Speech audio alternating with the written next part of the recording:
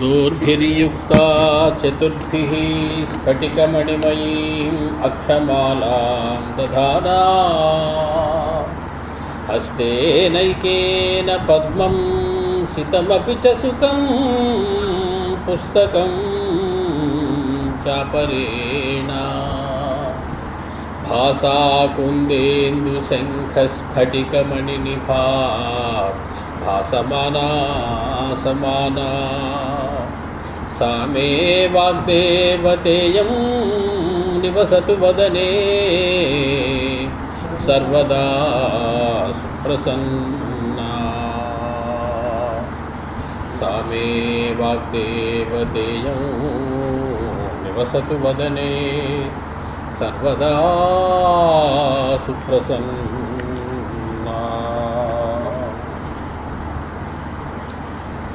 అయ్యా పెద్దలందరికీ నమస్కారం.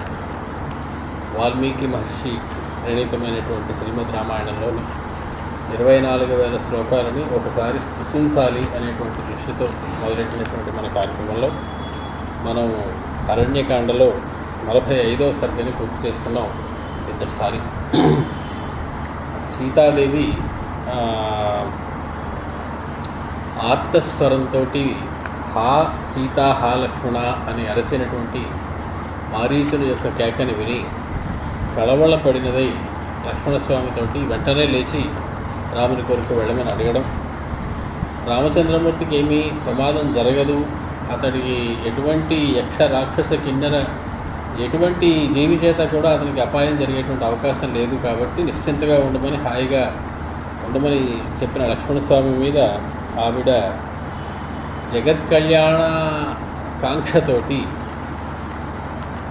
సీతారాముల యొక్క వనవాస దీక్ష యొక్క అంతిమ లక్ష్యం ఏదైతే ఉందో అది ఛేదింపబడుతోందేమో అనేటువంటి అనుమానం వచ్చి ఎటువంటి మాటని పలికితే లక్ష్మణస్వామి వెళ్ళిపోగలడో, తప్పనిసరిగా లక్ష్మణస్వామి అక్కడి నుంచి వెళ్ళిపోతాడో అటువంటి మాటని ఆవిడ పలికింది. చివరికి అయినా లక్ష్మణస్వామి వెళ్ళకపోయేటప్పటికీ ఇది లక్ష్మణమాకృష్య సీతా దుఃఖ సమన్విత పాణిభ్యాం రుదతి దుఃఖాత్ముదరం ప్రజఘానః.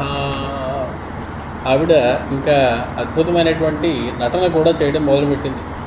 గట్టిగా బిగ్గరగా ఏడుస్తూ తన పొట్టని తానే కొట్టుకుంటూ తన వక్షస్థలం మీద తానే బాదుకుంటూ చాలా కంగారు పడిపోతూ కనపడింది లక్ష్మణస్వామికి. తాం ఆర్తరూపాం రుదంతీం సౌమిత్రి ఆలోక్య విశాల నేత్రాం ఆశ్వాసమాస నచైవ భర్తుః తం భ్రాతరం కించిదువాచ సీత. ఆర్తరూపంలో ఉన్నటువంటి విమనస్కురాలైనటువంటి విలపిస్తూ ఉన్నటువంటి ఆ విశాలమైనటువంటి నేత్రములతో పెద్ద పెద్ద కళ్ళతో చూస్తున్నటువంటి ఆ సీతమ్మ వారిని సౌమిత్రి చూసి ఆశ్వాసయామాస ఓదార్చడానికి ప్రయత్నం చేశాడు. ఆవిడ దాంతో భర్తుః భ్రాతరం కించిదు వాచ సీత నచైవ. ఇక ఆవిడ మాట్లాడడం మానేసి కోపంగా అతని వైపు చూస్తూ ఉండిపోయింది. తతస్తు సీతామభివాద్య లక్ష్మణః కృతాంజలి కించిదభిప్రణమ్య చ అన్వీక్షమాణో బహుశశ్చ మైథిలీం జగామ రామస్య సమీపమాత్మవాన్. ఆయన వెంటనే ఈ రకంగా సీతాదేవి చేసినటువంటి క్రియకి కించిద్ అభిప్రణమ్య కొంచెంగా వంగి నమస్కరించి ఆవిడకి అన్వీక్షమాణ బహుశశ్చ మైథిలి మాటిమాటికి వెనక్కి తిరిగి ఆవిడనే చూస్తూ జగామ రామస్య సమీపం ఆత్మవాన్. అతనికి సీతమ్మ వారిని వదిలిపెట్టి రామస్వామి దగ్గరికి వెళ్ళాడు. జగామ అనేది భూతకాల క్రియాపదం, వెళ్ళిపోయాడు అని అర్థం. ఇంకా అక్కడే సీతాదేవి ఉన్నప్పుడు వెళ్ళిపోయాడు అని చెప్పడం ఎలా తెలుస్తుంది అంటే హనుమత్స్వామి విషయంలో చాలాసార్లు వాల్మీకి మహర్షి ఇలా చెప్తారు, మనసా మనస్వి, మనస్సు ద్వారా వెళ్ళిపోయాడు అనేటువంటి మాట ఒకటి మనకి. మనసా జగామ, సీతాదేవిని చూసిన వెంటనే ఆయన వెంటనే మనస్సు రామస్వామి దగ్గరికి వెళ్ళిపోయింది. రామస్వామి దగ్గరికి బయలుదేరే ముందు, లంకకి బయలుదేరే ముందు వెంటనే మనస్సు ద్వారా ఆయన లంకలోకి ప్రవేశించేశారు. అన్నిటికన్నా వేగంగా వెళ్ళగలిగినటువంటి సాధనం ఏదైతే ఉందో దానితో ముందు చేరిపోతారు. అలాగా ఈయన మనసా జగామ రామస్య సమీపం అని మనం అనుకోవాల్సి వస్తుంది. ముందుగా మనస్సుతోటి రామచంద్రమూర్తి ఎక్కడ ఉన్నాడో అక్కడికి వెళ్ళిపోయాడు, తర్వాత కదలడం మొదలెట్టాడు. తయా పరుషముక్తస్తు కుపితో రాఘవానుజః స వికాంక్షన్ వృషం రామం ప్రతస్థేన చిరాదివా. ప్రతస్థే బయలుదేరాడట రామచంద్రమూర్తి దగ్గరికి. వికాంక్షన్ అంటే కాంక్ష లేకుండానే, కోరిక లేకుండానే, అకాంక్షన్ ఇవ, అతడికి ఇష్టము లేకపోయినప్పటికీ కూడా ఆవిడని విడిచిపెట్టి వెళ్ళడం, ఆయన బయలుదేరి రాఘవానుజుడైనటువంటి ఆయన బయలుదేరి వెళ్ళడం మొదలుపెట్టాడు. తదా సాధ్య దశగ్రీవః క్షిప్రమంతరమాస్థితః అభిచక్రామ వైదేహీం పరివ్రాజక రూపధృత్. పరివ్రాజక వేషం వేసుకున్నటువంటి అక్కడే పొదల వెనకాల దాక్కుని ఉన్నటువంటి దశగ్రీవుడు అంతరమాస్థిత. అంతరము అంటే రామలక్ష్మణులు ఇద్దరూ లేనటువంటి ఖాళీ ప్రదేశంగా ఉన్నటువంటి సీత ఏకాకిగా మిగిలినటువంటి ఆ ప్రాంతంలోకి అభిచక్రామ ప్రవేశించాడు. పరివ్రాజక రూపధృత్, భిక్షుక వేషం ధరించి అతడు అక్కడికి ప్రత్యక్షమయ్యాడు. శ్లక్ష్ణ కాషాయ సంవీతః శిఖీ ఛత్రీ ఉపానహి వామే చాంసే అవసద్యాథ శుభే యష్టికమండులు పరివ్రాజక రూపేణ వైదేహీం సముపాగమత్. మామూలుగా అసలు భిక్షుక వేషంలో ఉన్నవాడికి, పరివ్రాజక వేషం వేసుకునేవాడికి, పరివ్రాజకుడు అయిన వాడికి ఎటువంటి వేషం ఉండాలి, అతని యొక్క లింగం ఎటువంటిది, అతని యొక్క లక్షణం ఎటువంటిది అనేటువంటి శాస్త్రాలు మనకు వివరిస్తాయి. అందులో అంగిరాహ అనేటువంటి మహర్షి, అంగిరసుడు యతేహ లింగం ప్రవక్ష్యామి, యతి యొక్క లక్షణాలు ఏంటో నేను చెప్తాను అని, ఏనాసౌ లక్ష్యతే యతి, చూడగానే గుర్తుపట్టేలా ఉంటాడు యతి, అతని యొక్క లక్షణాలు ఈ రకంగా ఉంటాయి అని మనకి శాస్త్రాలు చెప్పడం జరిగింది. అతడు చెప్పినటువంటి లిస్టు ప్రకారం చూసినట్లయితే, ఒకటి బ్రహ్మసూత్రం త్రిదండంచ వస్త్రం జంతు నివారకం సిక్యం పాత్రభృషీ చైవ కౌపీనం కటివేష్టనం. ఈ లక్షణాలన్నీ ఉన్నటువంటి వాడు యతి అని పిలువబడతాడు. ఈ వేషం కలిగినటువంటి వాడై ఉండాలి యతి అన్నవాడు అని మనకి శాస్త్రాలు చెప్పారు. బాగా శాస్త్రాలు చదువుకున్నటువంటి రావణాసురుడు యతి వేషం వేసుకోవాలి అంటే ఏమేమి వెతుక్కోవక్కర్లేదు వాడు. ఈ శ్లోకం వెంటనే వాడికి మనసులోకి వచ్చేస్తుంది. గబగబా తెచ్చుకుని అవన్నీ అమర్చుకుని దిగిపోతాడు. శ్లక్షణ కాషాయ సంవీతః, స్వచ్ఛమైనటువంటి కాషాయ వస్త్రముతో చుట్టుకోబడి ఉన్నాడు వాడు. శిఖీ, చక్కగా ముండనం చేసుకున్నటువంటి శిఖ కలిగినటువంటి వాడే ఉన్నాడు. ఛత్రి, ఒక చేతిలో గొడుగు ఉన్నది. ఉపానహి, పాదాలకి పావుకోళ్ళు వేసుకుని ఉన్నాడు. వామేచ అంశే అవసద్య అధ శుభే యష్టికమండులు, ఒక చేతిలో చిన్న పరివ్రాజకుడికి కావలసినటువంటి సామాన్లు పెట్టుకునేటువంటి ఒక చిన్న సంచి లాంటిది. అదా శుభే యష్టి కమండలు, ఒక చేతిలో త్రిదండం, యష్టి అంటే త్రిదండం, ఒక చేతితో కమండలం, ఈ రెండింటినీ కూడా పట్టుకుని పరివ్రాజక రూపేణ వైదేహీం సముపాగమత్, వైదేహి దగ్గరికి, సీతమ్మ వారి దగ్గరికి ఒక పరివ్రాజక వేషం వేసుకుని వాడు రావడం జరిగింది. తామ అససాద అతిబలో భ్రాతృభ్యాం రహితాం వనే రహితాం చంద్ర సూర్యాభ్యాం సంధ్యావివ మహత్తమః. పోలికలు చెప్పడంలో వాల్మీకి మహర్షి చాలా గొప్పవాడని మనం అనుకుంటాం. ఇప్పుడు ఒక అద్భుతమైనటువంటి పోలిక చెప్తున్నాడు ఆయన. ఎలాంటి పోలిక అంటే దీన్ని అభూతోపమ అంటారు. అభూతోపమ అంటే ఊహించి రాసినటువంటి పోలిక అది. అలా ఎప్పుడు జరగదు. జరగకపోయినా కూడా జరిగిందేమో అని ఊహించుకుని అలా అయితే ఎలా ఉంటుందో అలా అని రాసినటువంటి ఉపమానం. ఏమిటయ్యా? సంధ్యామివ మహత్తమః, సంధ్యాకాలంలో ఆక్రమించినటువంటి గొప్ప తమస్సు అయితే ఎలా ఉంటుందో అలా ఉంటుంది. సంధ్యాకాలం అంటే సూర్యాస్తమయం పూర్తిగా అవ్వలేదు, లేదా సూర్యోదయం పూర్తిగా అవ్వలేదు. ఆ సమయంలో మహత్తమః ఉండడం అసంభవం.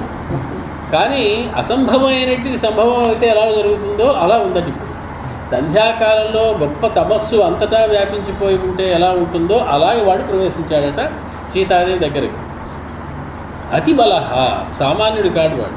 రావణాసురుడు అతిబలుడై భ్రాతృభ్యాం రహితావనే, సోదరులిద్దరూ రామలక్ష్మణులు ఇద్దరూ కూడా లేనటువంటి ఆ వనంలో రహితాం చంద్రసూర్యాభ్యాం సంధ్యావివ మహత్తమః, సంధ్యాకాలంలో చంద్రుడు సూర్యుడు ఇద్దరూ లేనటువంటి సమయంలో గొప్ప తమస్సు ఎలా వ్యాపిస్తుందో అలా సంధ్యాకాలంలో చంద్రుడు సూర్యుడు ఇద్దరూ లేనటువంటి సమయం అంటే చంద్రోదయం ఇంకా అవుతూ ఉంటుంది, సూర్యాస్తమయం అవుతూ ఉంటుంది, లేదా చంద్రాస్తమయం అవుతూ ఉంటుంది, సూర్యోదయం అవుతూ ఉంటుంది. ఈ సమయంలో మహత్తమ వ్యాపించడమే అసంభవం. అటువంటి మహత్తమ సంధ్యాకాలంలోనే వచ్చినట్టుగా వాళ్ళిద్దరూ లేనటువంటి సమయంలో వాడు వచ్చాడు. ఆకాశంలో సూర్యుడు చంద్రుడు లేనటువంటి సమయం ఒక రకంగా చూస్తే సంధ్యా సమయం, ఇంకా పూర్తిగా సూర్యోదయం అవ్వదు, పూర్తిగా చంద్రాస్తమయం అవ్వదు. అటువంటి సమయం కాబట్టి ఆ సమయంలో వ్యాపించినటువంటి మహత్తమలాగా అభూతోపమతోటి వర్ణించారు వాడి యొక్క ప్రవేశాన్ని. తాం అపశ్యత్ తతో బాలాం రామపత్నీం యశస్వినీం రోహిణీం శశినాహీనాం గ్రహవత్ భృషదారుణః. భార్యాభర్తల సంబంధం చెప్పాలంటే రోహిణికి చంద్రుడికి ఉన్నటువంటి సంబంధాన్ని చెప్తారు. రోహిణి చంద్రుడి యొక్క బాంధవ్యం ఎంత గొప్పది అంటే 29 నక్షత్రాలు ఉన్నప్పటికీ కూడా చంద్రుడికి ఇష్టమైనటువంటి భార్య రోహిణిగా ఎప్పుడూ ఆయన రోహిణితో కలిసే ఉండడం కనపడుతూ ఉంటుంది. అటువంటి చంద్రుడికి అత్యంత ఇష్టమైనటువంటి ప్రియ భార్య రోహిణి చంద్రుడు దూరం అయితే ఆ రోహిణి కేసి గ్రహవత్ అంటే అంగారకుడు కానీ శనీశ్వరుడు కానీ ఈ రెండు గ్రహాలు కూడా రోహిణి నక్షత్రానికి దగ్గరగా వెళ్తాయి. అంటే చంద్రుడు లేని సమయంలో, అంటే అమావాస్య పూట చంద్రుడు లేని సమయంలో రోహిణి దగ్గరికి ఇతర గ్రహములైనటువంటి అంగారకము శనీశ్వరుడు వెళ్ళినట్లుగా రామలక్ష్మణులు ఇద్దరూ లేనటువంటి సమయంలో సీతాదేవి దగ్గరికి రావణాసురుడు ప్రవేశించాడు. బాలాం ఇక్కడ చాలా అద్భుతమైనటువంటి విశేషం. అమ్మవారిని చెప్పడం కోసం సీతాదేవికి మొత్తం 4 సార్లు ఎక్కడో 4 సార్లు అనుకుంటాను మొత్తం రామాయణంలో బాలా అనేటువంటి విశేషణాన్ని అమ్మవారికి సీతమ్మవారికి వాడతారు మహర్షి. అందులో ఇదొక ప్రదేశం. భ్రాతృభ్యాం తాం అపశ్యత్ తతః బాలాం రామపత్నీం యశస్వినీం రోహిణీం శశినాహీనాం గ్రహవత్ భృషదారుణః. ఈ రెండు కూడా క్రూరగ్రహములు అని పేరు వీటికి, అంగారకుడు శనీశ్వరుడు. ఈ క్రూరగ్రహములు రోహిణిని చంద్రుడు లేనటువంటి సమయంలో సమీపించినట్లుగా వాడు సమీపించాడు. రోహిణి దగ్గరికి ఈ రెండు గ్రహములు కనుక వచ్చినట్లయితే లోకానర్థక కారకం అనేటువంటి వాక్కు చెప్తారు పెద్దలు. లోకానికి అనర్థం కలిగించేటువంటి పరిస్థితి అట అది. ఏ రకంగా అయితే చంద్రుడు లేని సమయంలో రోహిణి దగ్గరికి అంగారక శని గ్రహములు వచ్చాయో ఆ రకంగా వీడు ఇక్కడికి రావడం అనేది లోక అనర్థకారకమైనటువంటి విషయం సుమా అని చెప్పడం కోసం చెప్తూ ఉన్నారు. తం ఉగ్రతేజ కర్మాణం జనస్థానరుహాద్రుమాః సమీక్షణ ప్రకంపంతే న ప్రభాతి చ మారుతః. మనకి పరమేశ్వరుడు తపస్సు చేస్తూ ఉంటే బాణం వేయడానికి సిద్ధంగా ఉన్నటువంటి మన్మధుని సమయంలో చెప్తారు. మొత్తం అంతా ప్రశాంతంగా ఉండి గాలి కదలలేదు, ఆకు కదలలేదు, అందరూ ఉగ్గబట్టుకు చూస్తున్నారు ఏమైపోతుందని. అదే పరిస్థితి ఇక్కడ కనపడుతుంది మనకి. వీడు సీతాదేవిని సమీపించేటప్పటికీ జనస్థాన రుహాద్రుమాహ, ఆ జనస్థానం నుంచి పెరిగినటువంటి ద్రుమములు వృక్షములు ఏవైతే ఉన్నాయో అవి న ప్రకంపంతే, ఒక్క ఆకు కదలటం లేదట. న ప్రభాతి చ మారుతః, వాయువు కూడా వీచటం లేదట. వాయువు వీచకపోవడానికి కారణం ఏమిటి అంటే వాడు రావణాసురుడు వాడు పంచభూతాలని నియంత్రించి పెట్టాడు. గాలిని తన ఇంట్లో ఊడిగం చేయించుకుంటాడు. వాడు ఎలాగ చేయించుకుంటాడంటే ఒక అందమైన తెలుగు పద్యంలో చెప్తాడు ఆయన రావణాసురుడు అంగదుడితో చెప్తాడు. ఒక మానవ మాతృడైనటువంటి రామచంద్రమూర్తి గొప్పవాడు అని చెప్తున్నావయ్యా, నా ఇంట్లో తిరిగా ఒకసారి లోపలికి వెళ్ళి చూసావా అంటాడు. చూసిరా అంటాడు. ఏమిటంటాడు, అగ్నిదేవుడు వంట చేస్తున్నాడు, నాకు ఏది ఇష్టమో, నాకు ఏ రుచిదైతే నాకు ఇష్టంగానే తింటానో తెలుసుకుని వంట చేస్తున్నాడు అగ్నిదేవుడు. ఇంద్రుడు ఒక మూల కూర్చుని మాలలు పుష్పమాలలు కడుతున్నాడు నాకు నేను వేసుకోవడానికి. వాయుదేవుడికి వరుణుడికి ఒక పని అప్పచెప్పా, రోజు ఇల్లంతా కల్లాప జల్లి మొత్తం అంతా తుడిచేసి ఆరబెట్టేయాలి. తడిపి వేయడం అనేది వరుణుడి పని, ఆరబెట్టడం వాయువు పని. వాళ్ళిద్దరూ నా ఇల్లంతా రోజు శుభ్రం చేస్తూ ఉంటారు అని చెప్పి వాడు పంచభూతములన్నీ తన అరచేతిలో పెట్టుకుని ఏ రకంగా ఉడిగం చేయించుకుంటున్నాడో చెప్తాడు. అలాగా అతని యొక్క రావణాసురుడి యొక్క ఉడిగంలో ఉన్నటువంటి వాయువు కదలాలంటే ఎంత ధైర్యం ఉండాలి. ఆయన యొక్క అనుమతి ఉంటే కానీ కదలడానికి లేదు. సూర్యుడు ఉదయించాలంటే ఆయన అనుమతి కావాలి. ఉదయించిన తర్వాత పైకి వెళ్ళిన తర్వాత ఎంత వెలుతురు ఎంత వేడి కావాలి అంటే ఈయనకి ఎంత కావాలో అంతే చూపించాలి, అంతకన్నా ఎక్కువ వేడి చూపించడానికి లేదు. గాలి ఆయనకి మరీ ఎక్కువ కాకుండా తక్కువ కాకుండా ఆయన ఎటు వెళితే అటు తిరుగుతూ ఆయనకి సేవిస్తూ ఉంటాడు. ఇంతటి కట్టుదిట్టమైనటువంటి నియంత్రణలో పెట్టాడు వాడు పంచభూతాలు. వాడు ఆ పంచభూతాల నియంత్రణతో పెట్టిన కారణం కాబోసు న ప్రవాతి చ మారుత, కొంచెం కూడా గాలి వేయటం లేదు, అంత స్తబ్ధమైపోయింది ఆ ప్రాంతం అంతా. చీమ చిట్టుకుమంటే వినపడే అంతటి నిశ్శబ్దం మొత్తం సమస్తమైనటువంటి భూతములు కూడా ఉగ్గబెట్టుకుని ఉన్నాయి. శీఘ్రశ్రోతాశ్చ తం దృష్ట్వా వీక్షంతం రక్తలోచనం స్థిమితం గంతుమారేభే భయాత్ గోదావరీ నది.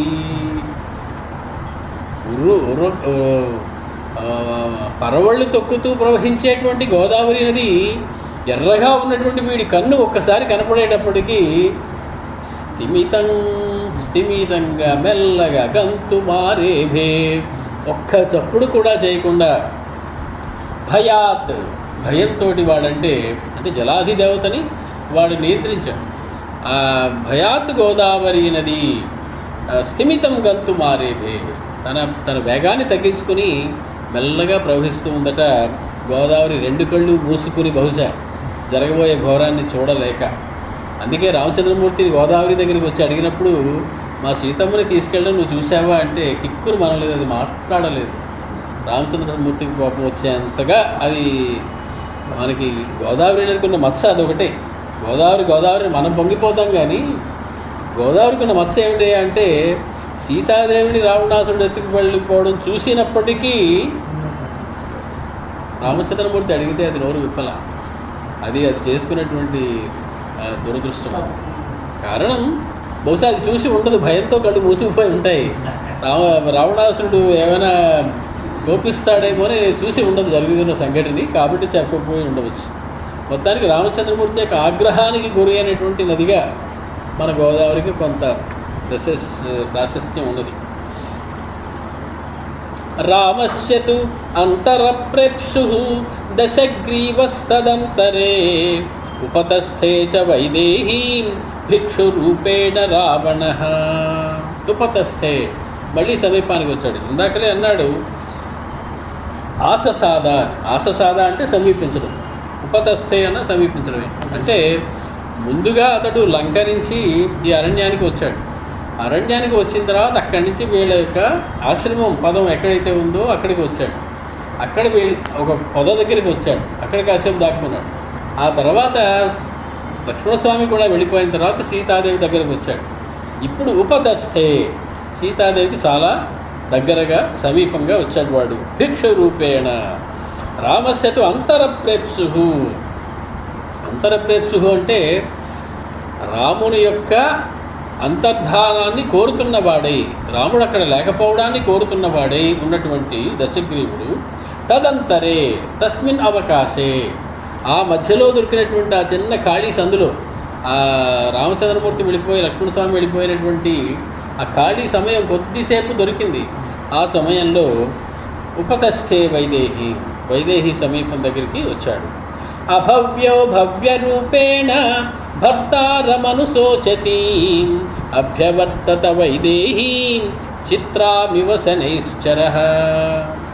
శనేశ్వరుడు చిత్రా నక్షత్రాన్ని చేరినట్లుగా అతడు వైదేహి దగ్గరికి సమీపానికి వచ్చాడట. భవ్య అంటే ఉండవలసినటువంటి విధానం, ఏ రకంగా ఉంటే అది సామాన్యమైనటువంటి వ్యవహారమో మన ధర్మానికి సంబంధించిందో దాని భవ్యం అది. ఇతడు అభవ్యుడు అంటే దుర్జనుడు, మంచివాడు కానివాడు, ఉండవలసిన రీతిలో ఉండనివాడు.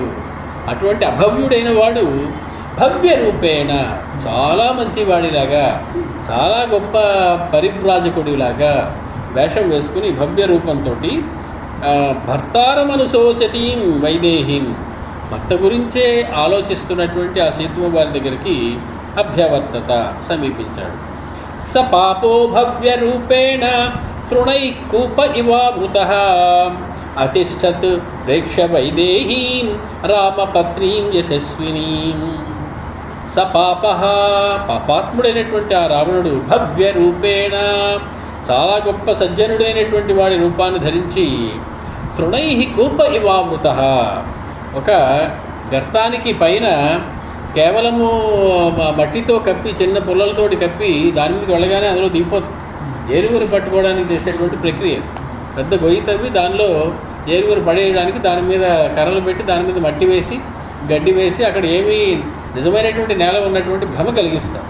తీరా అక్కడికి వెళ్ళేటప్పటికి అందులో అది పడిపోయేటువంటి అవకాశం ఉంది. కాబట్టి కూప తృణై ఆవృత ఇవ, ఒక గొయ్యి గడ్డితోటి కప్పబడి గొయ్యి కనపడకుండా ఉంటే ఎలా ఉంటుందో అలా ఉన్నటువంటి, అంటే సజ్జనుడిలా కనపడుతూ గోముఖ వ్యాఘ్రములా ప్రవర్తించేటువంటి వాడను. వైదేహీం రామపత్నీం యశస్వినీం ప్రేక్ష్య, సీతమ్మని చూశాడు అంటం లేదు, రామపత్ని అయినటువంటి వైదేహిని చూశాడు. రామపత్ని అయినప్పటికీ కూడా వైదేహి కేసు చూశాడు. రామపత్ని అని తెలిసి కూడా వైదేహి కేసు చూశాడు. యశస్వినీం, చాలా గొప్ప యశస్సు కలిగినటువంటిది, తేజస్సు కలిగినటువంటిది అని తెలిసి కూడా, రామపత్ని అని తెలిసి కూడా వైదేహీం ప్రేక్ష్య, సీతాదేవిని చూసి అతిష్ఠత్, అలాగే నిలబడిపోయాడు. ఒక క్షణం ఆగిపోయాడు. ఆగిపోవడానికి కారణం వైదేహి అని చూశాడు, సమీపించబోయాడు, రామపత్ని అని తెలిసి ఆగిపోయాడు.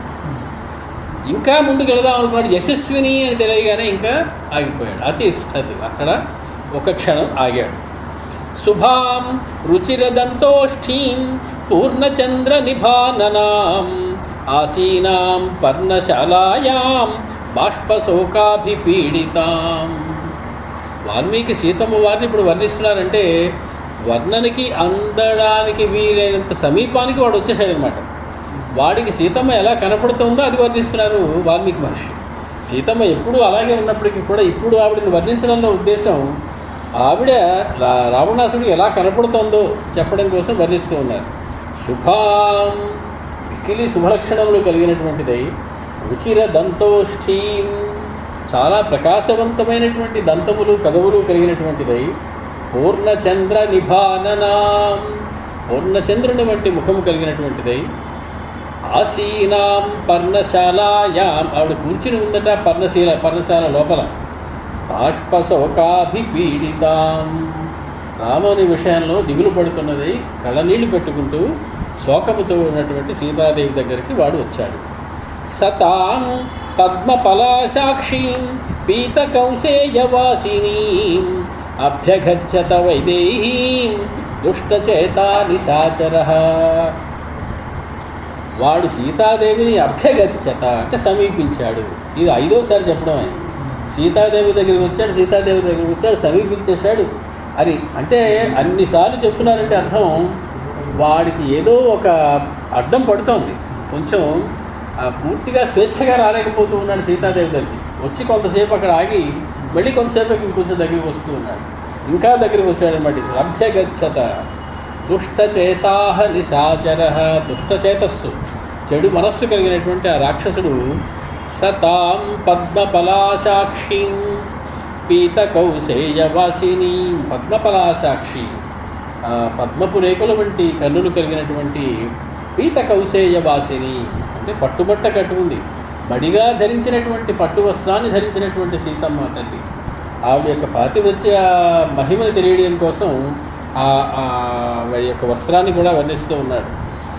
స మన్మథ శరావిష్టో బ్రహ్మఘోషముదీరయత్ అబ్రవీత్ ప్రసృతం వాక్యం రహితే రాక్షసాధిపః.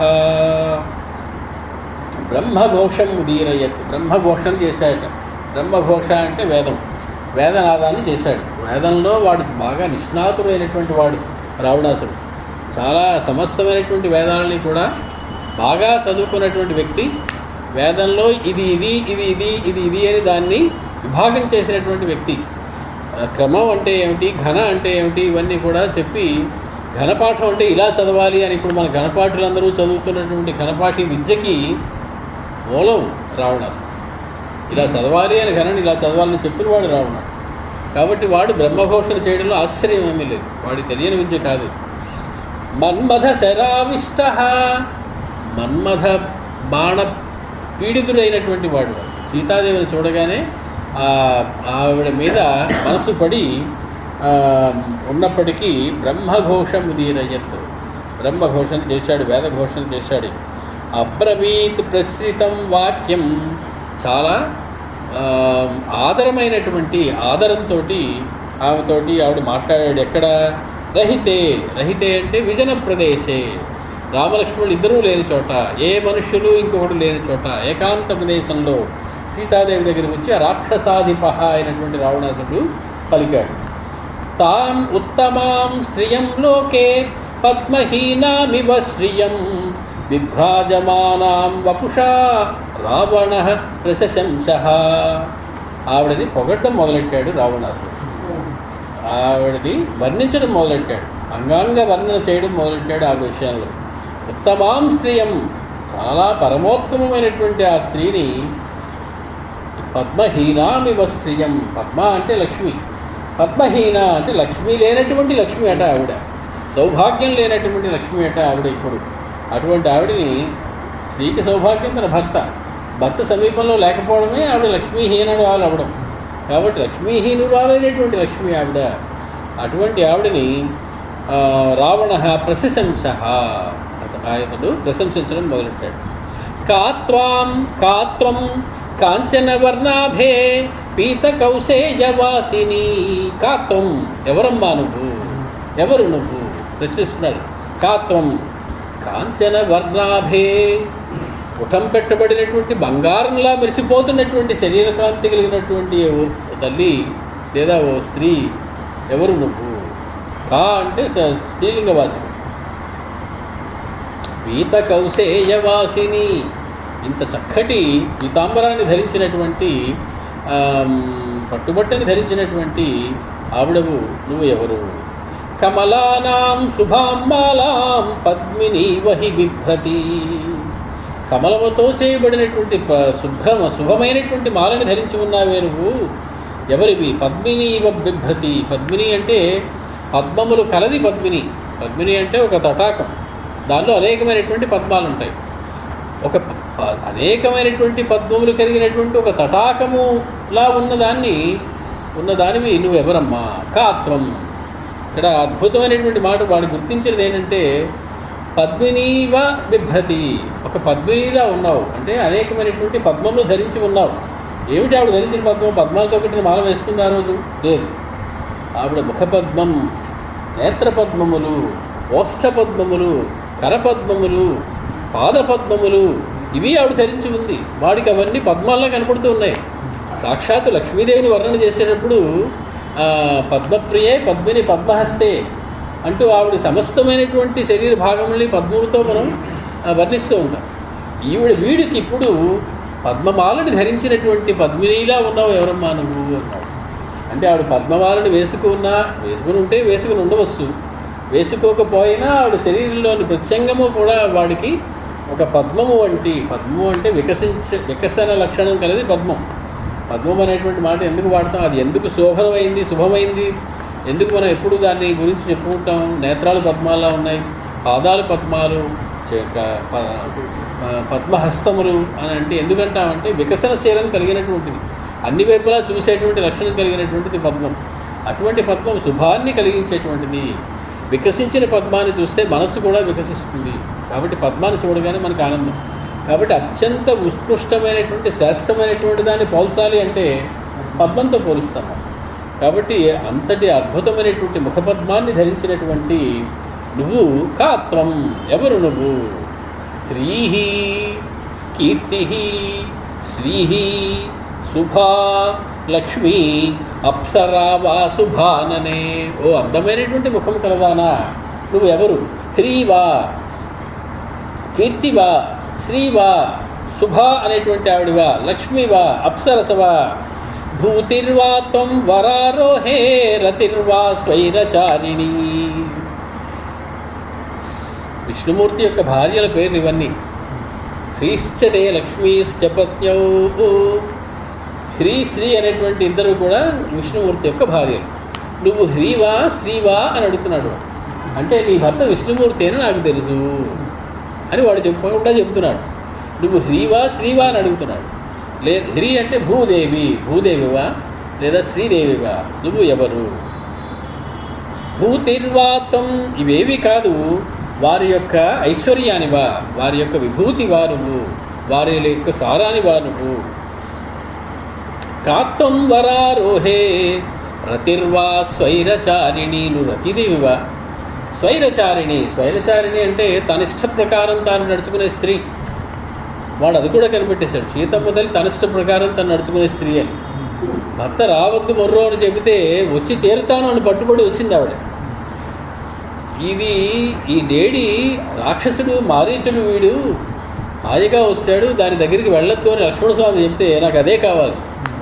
స్వైరచారిణి, నీ ఇష్టం వచ్చినట్టుగా నువ్వు ప్రవర్తించేటువంటి లక్షణం కలిగినటువంటి స్వేచ్ఛా విహారం కలిగినటువంటి స్త్రీవా నువ్వు, రతీదేవివా, శ్రీవా, హ్రీవా, నువ్వు ఎవరు? కాత్వం సమాశిఖరిణ స్నిగ్ధా పాండురాదశనాస్తవ విశాలే విమలే నేత్రే రక్తాంతే కృష్ణతారకే విశాలం జఘనం పీనం ఊరు కరికరూపమౌ.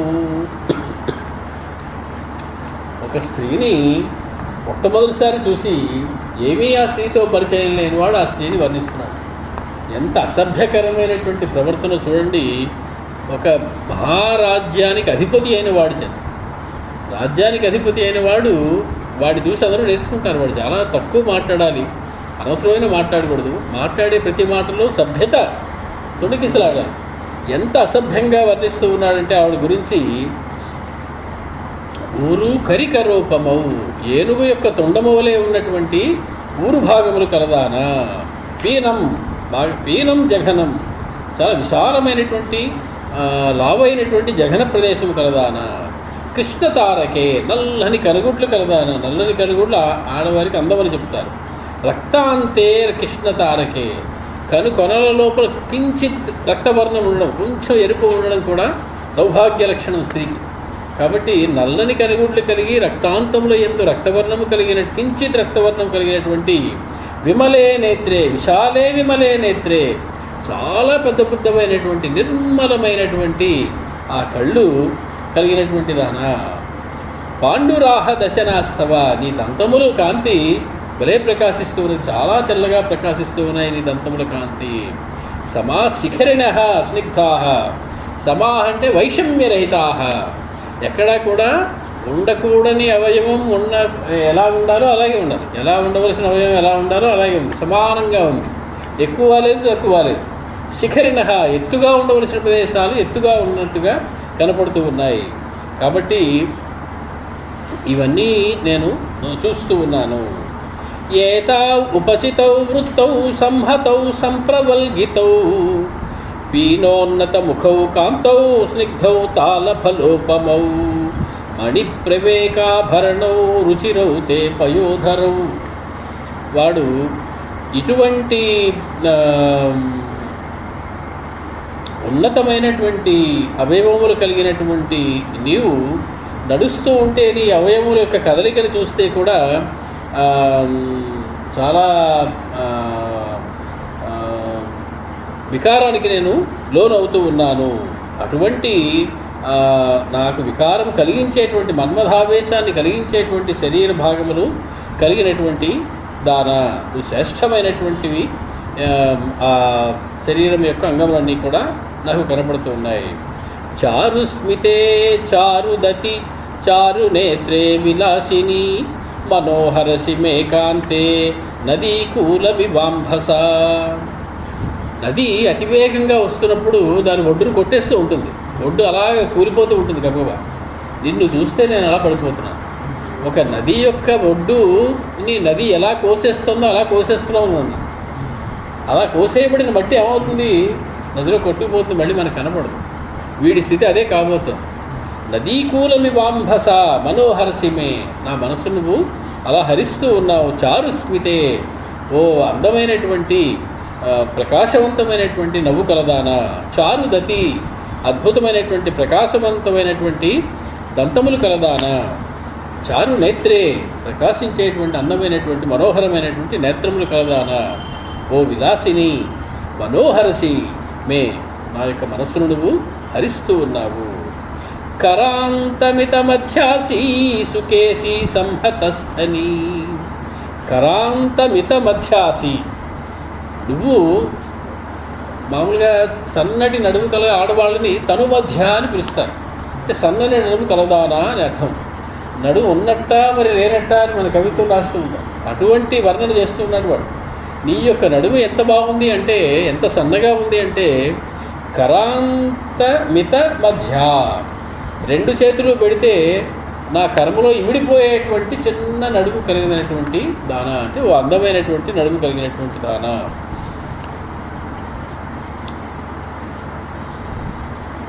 సుకేసి, నీ కేశపాశము అద్భుతముగా ఉన్నది. సంహతస్తని, నైవ దేవీ న గంధర్వీ న యక్షీ న చ కిన్నరీ, నైవం రూపా మయా నారీ దృష్టపూర్వా మహీతలే. ఇంతవరకు ఈ భూమి మీద నేను ఇటువంటి వాళ్ళని చూడలేదు. నైవ దేవీ, దేవతా స్త్రీని చూడలేదు. నా గంధర్వి, గంధర్వుల్లోని అటువంటి అందం కనపడలేదు. నా యక్షి, యక్షులలో లేరు. నా కిన్నరీ, నైవం రూపా మయా నారీ దృష్టపూర్వా మహీతలి. ఏ స్త్రీ కూడా ఇంత అందంగా ఉండడం ఈ భూమి మీద నేను చూడలేదు. రూపమగ్ర్యంచ లోకేషు సౌకుమార్యం వయశ్చతే, ఇహ వాసశ్చ కాంతారే చిత్తమున్మాదయంతి మే. వాడు చెప్తూ ఉన్నాడు ఆవిడతోటి, నీ యొక్క అగ్రియమైనటువంటి రూపం, లోకేషు అగ్రియం, లోకములో ఇంత అందమైనటువంటి రూపం కలిగినటువంటి వారు ఇంకొకటి లేరు. అగ్రస్థానము నీదే. అటువంటి అగ్రియమైనటువంటి అగ్రము స్థానంలో ఉండదగినటువంటి రూపము, సౌకుమార్యము, నీ యొక్క వయస్సు, ఈ మూడు కూడా చూస్తూ ఉంటే నాకు ఆశ్చర్యం వేస్తుంది. ఎందుకని? ఇహవాసహ, ఇలాంటి వాళ్ళు ఇలాంటి అడవుల్లో ఉంటారా? ఇవన్నీ బాగానే ఉన్నాయి. ఇహవాసహ, ఇక్కడ ఉన్నావేమిటి నువ్వు? అడవుల్లో ఉండడం ఏమిటి? ఇంత సౌందర్యం పెట్టుకుని, ఇంత భోగాలు అనుభవించడానికి తగినటువంటి శరీరాన్ని పెట్టుకుని, ఇహవాసహ కాంతారే చిత్తమున్మాదయంతి మే. ఇవన్నీ పరస్పర విరుద్ధాలు. నువ్వు నీ యొక్క రూపం అంతా ఒక ఎత్తు, నువ్వు అడవిలో ఉండడం చూస్తే నాకు మతిపోతావు, నాకు పిచ్చెక్కిపోతావు. అర్థం కావటం లేదు. ఎందుకు నువ్వు అడవిలో ఉన్నావో నాకు తెలియటం లేదు. సా ప్రతిక్రామ భద్రంతే నత్వం వస్తుమిహార్హసి, రాక్షసానామయం వాసో ఘోరాణాం కామరూపిణాం. అటువంటి నువ్వు ప్రతిక్రామ, ప్రతి నివర్తస్వ, వెళ్ళిపో ఇక్కడి నుంచి, ఇక్కడ ఉండకూడదు. ఇలాంటి అడవుల్లో ఉండదగినటువంటి ప్రదేశం కాదు నీకు. ఎందుకని? భద్రంతే, నీకు ఎప్పుడూ కూడా సుఖమే కలగాలి, నువ్వు హాయిగా ఉండాలి. నత్వం వస్తు విహార్హసి, ఇక్కడ ఉండడానికి నీకు అర్హత లేదు, ఇక్కడ ఉండకూడదు నువ్వు. ఈ ప్రదేశం నువ్వు ఉండడానికి తగినటువంటి ప్రదేశం కాదు. ఎందుకని? రాక్షసానామయం వాసః, ఇక్కడంతా రాక్షసులు ఉంటారు తల్లి. ఘోరాణం కామరూపిణాం, వాడు చాలా ఘోరమైన వాళ్ళు. కామరూపం కూడా వేసుకుని మోసాలు చేసేటువంటి రాక్షసులు తిరుగుతూ ఉండేటువంటి ప్రదేశం ఇది. కాబట్టి నువ్వు ఇక్కడ ఉండడానికే వీలు లేదు, నువ్వు ఇక్కడే ఉండకూడదు. అసలు నాకు చాలా మతిపోతుంది నువ్వు ఇక్కడ ఉండి, నేను ఇక్కడ చూస్తే. ప్రాసాదాగ్రాణి రమ్యాణి నగరోపవనాని చ సంపన్నాని సుగంధీని యుక్తాని ఆచరితుం త్వయా ఆచరితుం త్వయా సంచరితుం. నువ్వు ఎక్కడ ఉండాలి, నువ్వు ఎక్కడ తిరగాలి అంటే ప్రాసాదాగ్రాణి, మహామహాభవనాల యొక్క పైభాగాల్లో తిరగాలి. రమ్యాణి, రమ్యమైనటువంటి ప్రసాదాగ్రాల్లో తిరగాలి. నగరోపవనాన్ని, అద్భుతమైనటువంటి ఉద్యానవనాల్లో తిరగాలి. సంపన్నాని సుగంధీని యుక్తాని, చాలా మిక్కిలి సంపన్నమైనటువంటి ఉద్యానవనాల్లో, సుగంధములు వెదజల్లేటువంటి ఉద్యానవనాల్లో సంచరితం త్వయా యుక్త, నువ్వు సంచరించగలడం యుక్తమైనది, అంతేగాని ఇలాగ అరణ్యంలో ఉండడం యుక్తమైనది కాదు. వరం మాల్యం వరం భోజ్యం వరం వస్త్రం చ శోభనే భర్తారం చ వరం మన్యే తద్యుక్తమసి తీక్షణే. నువ్వు ఎలాంటి ధరించాలంటే మిక్కిలి శ్రేష్టమైన మాలలు ధరించాలి. నువ్వు ఎలాంటి తినాలి అంటే మిక్కిలి శ్రేష్టమైన భోజ్యములు తినాలి. నువ్వు ఎలాంటి వస్త్రాన్ని ధరించాలంటే ఓ శోభనే, ఓ మహా సౌందర్యవతి, అతి శ్రేష్టమైనటువంటి వస్త్రాన్ని నువ్వు ధరించాలి. అలాగే భర్తారంచ వరం మన్యే, అతి శ్రేష్టమైనటువంటి భర్తని కలిగి ఉండాలి. తద్యుక్తం అసితే క్షణే, నీకు ఏమీ ఉన్నట్టుగా నాకు కనపడలేదు. నువ్వు చేస్తే చాలా హీనమైనటువంటి మాల్యాన్ని ధరించావు, హీనమైనటువంటి తిండి తింటున్నట్టుగా కనపడుతూ ఉన్నావు, హీనమైనటువంటి ఆ ముతక వస్త్రాన్ని నువ్వు ధరించి ఉన్నావు. ఈ మొగుడు కూడా ఎలాంటి వాడో నాకు అర్థమైంది. వాడు కూడా అతిహీనమైనటువంటి వాడిలా కనబడుతూ ఉన్నాడు. లేకపోతే నేను ఇక్కడికి అరణ్యానికి తీసుకురాడు వాడు. కాబట్టి అసితే క్షణే, ఓ నల్ల కనుల దాన, నల్ల తామర పువ్వు వంటి కనులు కలదానా. కాత్వం భవసి రుద్రాణాం మరుతాం వా వరాననే, వసూనాం వా వరారోహే, దేవతా ప్రతిభాసిమే. చెప్పేశాడు, మనసులో మాట చెప్పేశాడు. దేవతా ప్రతిభాసిమే, నువ్వు సామాన్యులా అనుకోవట్లేదు, నేను దేవతలా కనపడుతున్నావు నాకు. దేవతే ఆవిడే, దేవతలానే కనపడుతుంది. మనకి మామూలుగా మానవ కాంతలా కనపడడానికి ప్రయత్నం చేస్తుంది, కానీ రావణాసుడి దగ్గర దొరికిపోయింది తల్లి. వాడు చెప్పేశాడు, దేవతవా నువ్వు అని అడిగేశాడు. వాడు, నువ్వు దేవతలా కనపడుతున్నావు నాకు అన్నాడు. దేవత ఇవ ప్రతిభాసిమే. ఎవరు దేవతలంటే మనకి 33 దేవుళ్ళని చెప్తారు. ద్వాదశ ఆదిత్యులు 12 మంది, ఏకాదశ రుద్రులు 11 మంది, కలిపితే 23. దీనికి తోడు అష్ట వసువులు 8, 23 31. దీనికి 2 అశ్విని దేవతలు కలిపితే 33. ఒక్కొక్కరికి 1 కోటి మంది పరిచారు, వాళ్ళు కూడా దేవతలే. 33 కోట్ల దేవతలు అన్నమాట. ఈ రకంగా తయారయ్యారు. 1 కోటి దేవతలు అంటుంటారు, 3 కోట్లేవి. ఇది 33 కోట్లు మనకున్న దేవతలు. ఈ 33 కోట్ల దేవతల్లో ఎవరికి సంబంధించిన దానివి నువ్వు? కాత్వం భవసి రుద్రాణాం, ఏకాదశ రుద్రులలో ఒకరి యొక్క భార్యమైనటువంటి రుద్రాణివా నువ్వు. మరుతాం వా వరాననే, 7 మరుత్తుల యొక్క భార్యవా నువ్వు. వసూనాం వా వరారోహే, వసువునాం అష్టవసువులలో ఏదైనా వసువు యొక్క భార్యవా నువ్వు. ఆదిత్యుల గురించి వీడు చెప్పలేదు, కానీ ఇవన్నీ చెప్పాడంటే ఆదిత్యులు కూడా కలిపినట్టే. ఆదిత్యులకు సంబంధించినటువంటి దానవా నువ్వు.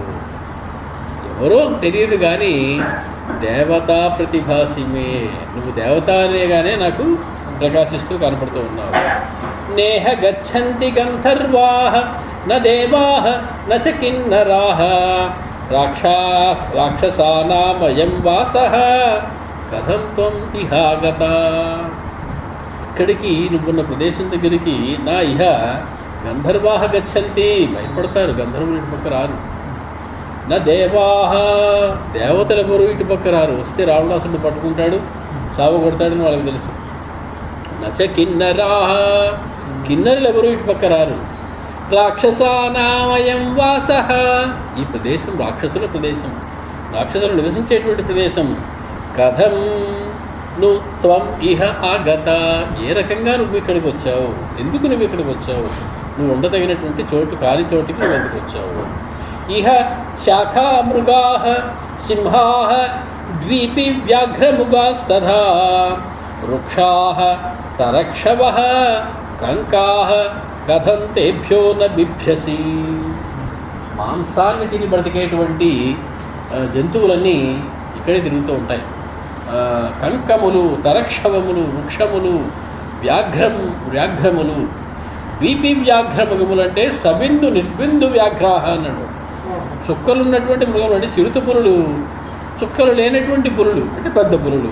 చిరుత పులులు, పెద్ద పులులు కూడా ఉండేటువంటి, సింహములు ఉండేటువంటి ఈ ప్రదేశంలో నువ్వు కథం తేభ్యో నబిభ్యసి, వాటికి భయపడకుండా ఎలా ఉన్నావమ్మా నువ్వు? సీతమ్మ తల్లి అవతార స్వరూపం ఏదో ఒక చిన్న జంతువుని చూసి భయపడిపోయేటువంటి అవతారం కాదు. ఆవిడ పరమ లలితా పరాభట్టారిక స్వరూపం, సింహం మీద కూర్చునేటువంటి ఆవిడ. సింహం మృగరాజు అయినటువంటి సింహం మీదే కూర్చునేటువంటి ఆవిడ తక్కిన మృగాలు చూసి ఎందుకు భయపడిపోతుంది? అది పెద్ద విశేషమేం కాదు. వీటన్నిటిని చూసి నువ్వు ఎందుకు భయపడటం లేదు తల్లి అని వీడి కంగారు పడుతూ అడుగుతున్నాడు. మదాన్వితానాం ఘోరాణాం కుంజరాణాం తరస్వినాం కథమేకా మహారణ్యే న బిభేషి వరాననే. నువ్వెందుకు భయపడటం లేదు ఓ వరాననే, అద్భుతమైనటువంటి ముఖము కలదానా, మదాన్వితానాం తరస్వినాం ఘోరాణం కుంజరాణం, మదించినటువంటి మిక్కిలి బలము కలిగినటువంటి ఘోరమైనటువంటి ఏనుగులు ఇక్కడ తిరుగుతాయి, తరిమి తరిమి చంపేస్తాయి. అటువంటి ఉన్నప్పుడు కథం ఏకా, ఒక్కతివే ఉన్నావు. వాడికి అర్థమైపోయింది, మహాతల్లి ఆ పరాభట్టారిక ఏకా, ఒక్కతే వాడు. ఇప్పుడు నువ్వు ఏకా అయ్యుండి ఇక్కడ ఉంటున్నావు, కథం నవిభేషి వరానని, ఏమిటి నువ్వు భయపడటం లేదు? కాశీ, ఎవరి యొక్క దానవు, ఎవరవు నువ్వు? కస్య, ఎవరి దానవు? కుతశ్చిత్వం, ఎక్కడి నుంచి వచ్చావు? కిన్నిమిత్తం చ దండకాన్, ఏ కారణం వల్ల దండకావరానికి వచ్చావు?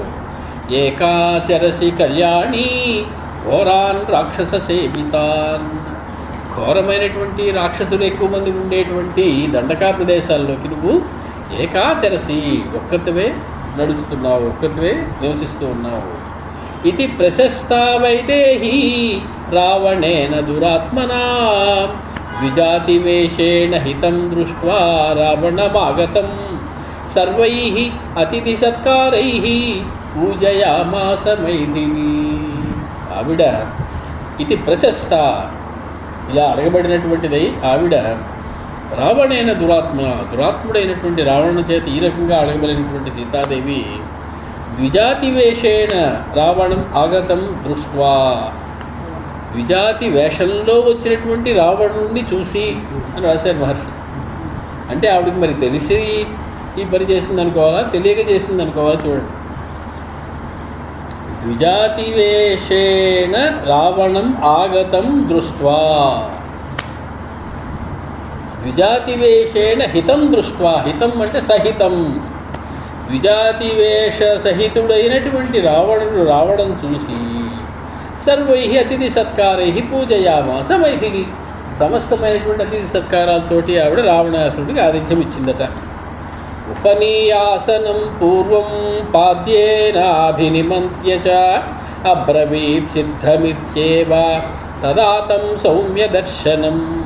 సౌమ్యుడు కాడువాడు, సౌమ్య దర్శనం, సౌమ్యంగా కనపడేటువంటి వాడు, అంతే. సౌమ్యంగా కనపడేటువంటి వాడు అంటే ప్రమాదం, వాడు సౌమ్యుడు కాడని అర్థం.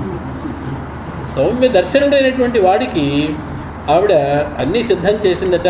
కూర్చోవడానికి ఆసనం వేసింది, పాద్యం సిద్ధం చేసింది, అర్ఘ్యాన్ని సిద్ధం చేసింది.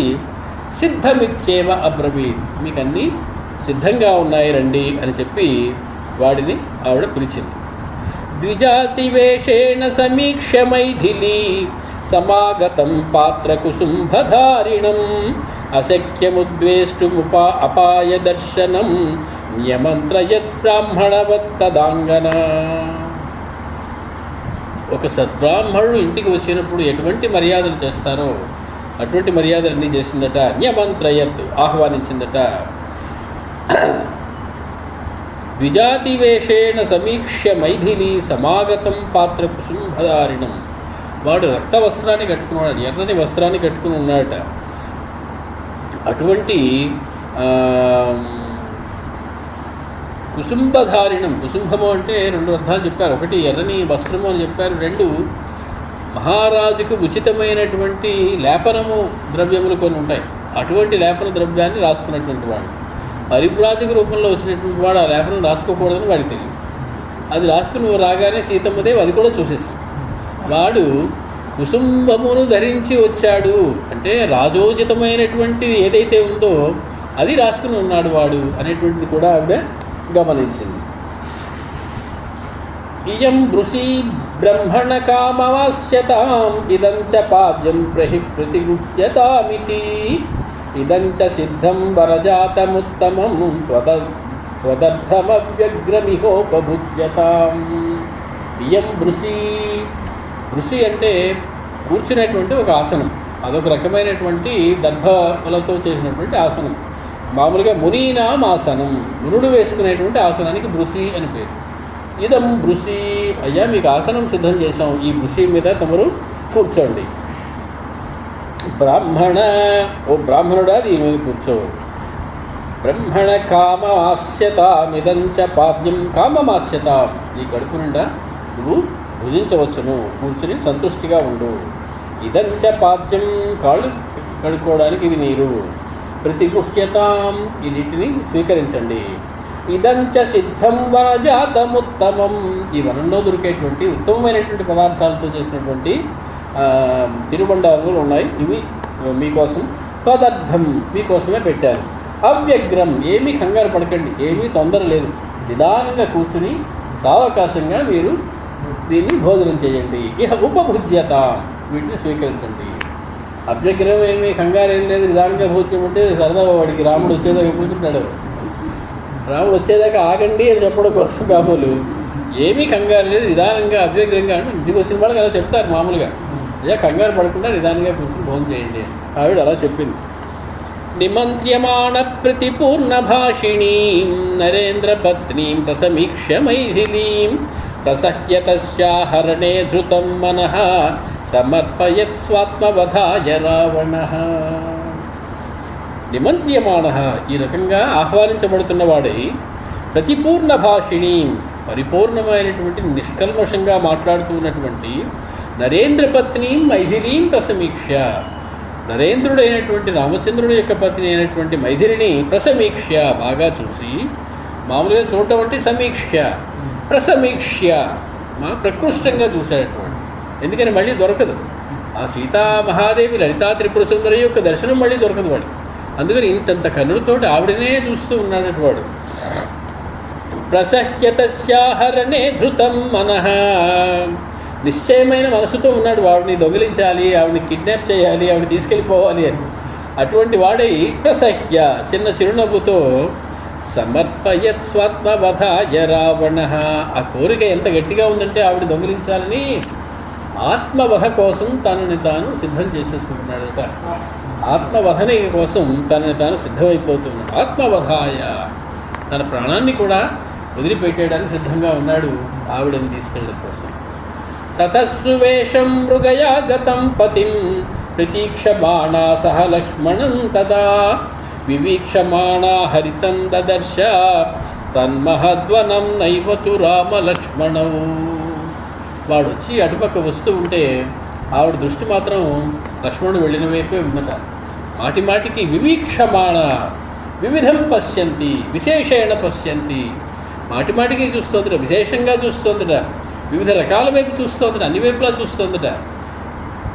ఎటుపక్క లక్ష్మణస్వామి వెళ్ళిన పక్క, రామచంద్రుడు వెళ్ళిన పక్క.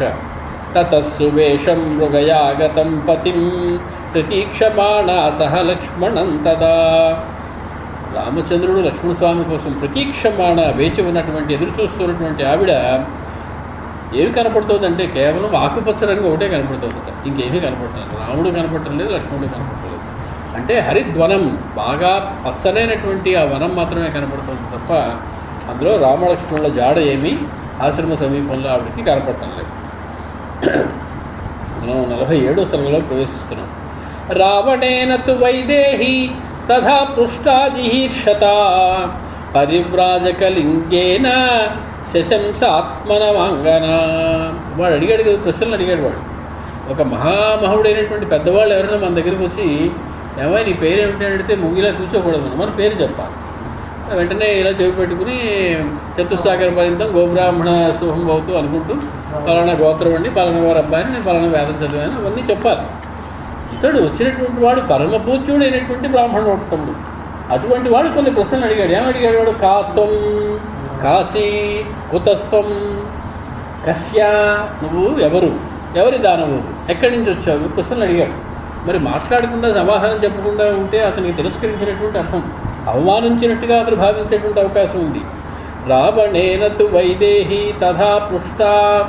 ఎటువంటి రావణుడు? జిహీర్షత రావణేన. జిహీర్షము అంటే హర్తుం ఇచ్ఛా జిహీర్ష, దొంగతనం చెయ్యాలి అనే కోరికకి జిహీర్ష అని పేరు.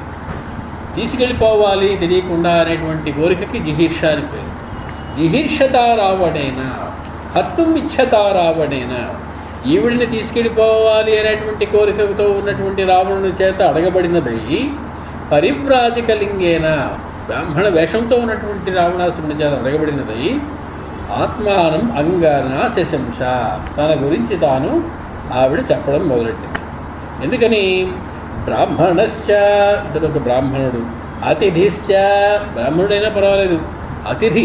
అతిథి దేవోభవ అని చెప్తుంది మన శాస్త్రం. అతిథినే దేవుడిగా కలిగి ఉండు.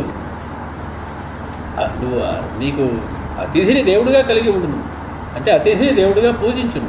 కాబట్టి బ్రాహ్మణశ్చ అతిథిశ్చ అయం అనుక్తో హి శపేతమాం. ఒకవేళ అతను అడిగిన ప్రశ్నలకు సమాధానం చెప్పకపోతే కోపం తెచ్చుకుని వెంటనే కమలలో నీటి తెచ్చి నన్ను ఇలా శపించేయగలడు. అంతటి తపస్సంపన్నుడిలాగా కనపడుతున్నాడు. ఇది ధ్యాత్వా ముహూర్తంతు, ఒక్క క్షణం తటపటాయించినదై సీతావచనమబ్రవీత్, సీతమ్మ చెప్పడం మొదలెండి. రామచంద్రమూర్తి చెప్పితే, సీతమ్మ చెబితే ఎంతటి ఆర్జవం కనపడుతుంది అంటే ఏది దాచరు. రామచంద్రమూర్తిని ఆ శూర్పణకు వచ్చి అడిగింది ఎవరు నువ్వు అని, మొత్తం చెప్పాడు. అనగా దశరథ మహారాజు, ఆయనకి 3 భార్యలు, నేను పెద్ద భార్య కొడుకుని, నాకు పట్టాభిషేకం చేద్దాం అనుకున్నారు. ఇలా ఎవరు అడిగారు అవన్నీ? అడిగినా అడగకపోయినా అంత వివరంగా ఉన్నది ఉన్నట్టు బోసగుచ్చినట్టు చెప్పడం అలవాటే. ఆయనని అలా సీతమ్మకి అదే అలవాటు. కాశీ నువ్వు అడిగాడు కదా, ఆవిడ చెప్పింది. దుహితా జనకస్యాహం, జనక మహారాజు యొక్క కుమార్తెని. మైథిలస్య మహాత్మనః, మిథిలా నగరాధిపుడైనటువంటి జనక మహారాజు యొక్క కుమార్తెని. మిథిలా నగరాధిపుడైన మహాత్ముడైన జనక మహారాజు యొక్క కుమార్తెని. ఎందుకు ఆవిడ తండ్రి గుర్తొచ్చాడంటే, నిజంగా తండ్రే ఇక్కడ ఉంటే ఈ పరిస్థితి వచ్చేది కాదు. దేవతలతో యుద్ధం చేసి దేవతలు కూడా సహాయం చేయనటువంటి నేర్పున్నటువంటి ఆ దశరథుడు కానీ, అనేకమైనటువంటి యుద్ధాలు చేసి తన యొక్క ధనుస్సుని తనని కూడా రక్షించుకున్నటువంటి తన తండ్రి మిథిలాధిపుడు కానీ అక్కడ ఉంటే ఇవాడి పరిస్థితే వచ్చేది కాదు. కాబట్టి ముందు తండ్రి గుర్తొస్తాడు, తర్వాత మామగారు గుర్తొస్తారు, తర్వాత భర్త గుర్తొస్తాడు. ఆవిడ దుహితా జనకస్య అహం మైథిలస్య మహాత్మన. కాశీ ఎవరు నువ్వు అన్నాడు కదా, నేను ఫలానా వారి అమ్మాయిని. సీతా నామ్నాస్మి, నా పేరు సీత. భద్రంతే, ఎంత పెద్ద మనస్సో చూడండి తల్లి. నా పేరు సీత, నువ్వు సుఖంగా ఉండుగాక. ఎందుకంటే నేను ఎవరో తెలిసాక నీకు ఇంకా భద్రం లేదు, సుఖం లేదు, జీవితం లేదు, ప్రాణం లేదు. సీతాస్మి భద్రంతే, నా పేరు సీత, నువ్వుకి భద్రం కాదు కాక, నువ్వు సుఖంగా ఉండాలి. రామ భార్య ద్విజోత్తమ, ద్విజోత్తముడా, నేను రాముని వారి యొక్క భార్య. కశ్య అన్నాడు కదా, కశ్య అంటే ఎవరు దానవు? రాముని యొక్క భార్యని. ఉషిత్వా 12 సమాహ ఇక్ష్వాకూనాం నివేశనే భుంజానా మానుషాన్ భోగాన్ సర్వకామ సమృద్ధిని. ఏమీ తెలియకపోయినా కూడా రావణుడు ఈ మాట వింటే గడగడలాడిపోవాలి. ఉషిత్వా 12 సమాహ, పెళ్ళి అయింది మాకు రాముడితోటి. 12 సమాహ ఉషిత్వ, 12 ఏళ్ళు చక్కగా కాపురం చేసుకున్నాం అయోధ్య నగరంలో. ఇక్ష్వాకూణాం నివేశనే, ఇక్ష్వాకుల యొక్క ఇంట్లో చక్కగా కాపురం చేసుకున్నాం. సర్వకామ సమృద్ధిని, సమస్తమైనటువంటి కోరికలు కూడా పుష్కలంగా తీర్చుకున్నాం ఉండేవి. భుంజానా మానుషాన్ భోగాన్, సమస్తమైన భోగాలు అనుభవించాను. ఎలాంటి భోగాలు అనుభవించాలనుకుంటున్నావు? మానుషాన్ భోగాన్, మనుష్యులు అనుభవించేటువంటి సమస్త భోగాల్ని అనుభవించాను. మనుష్యుడు ఎవడో ఆ మాట చెప్పడం,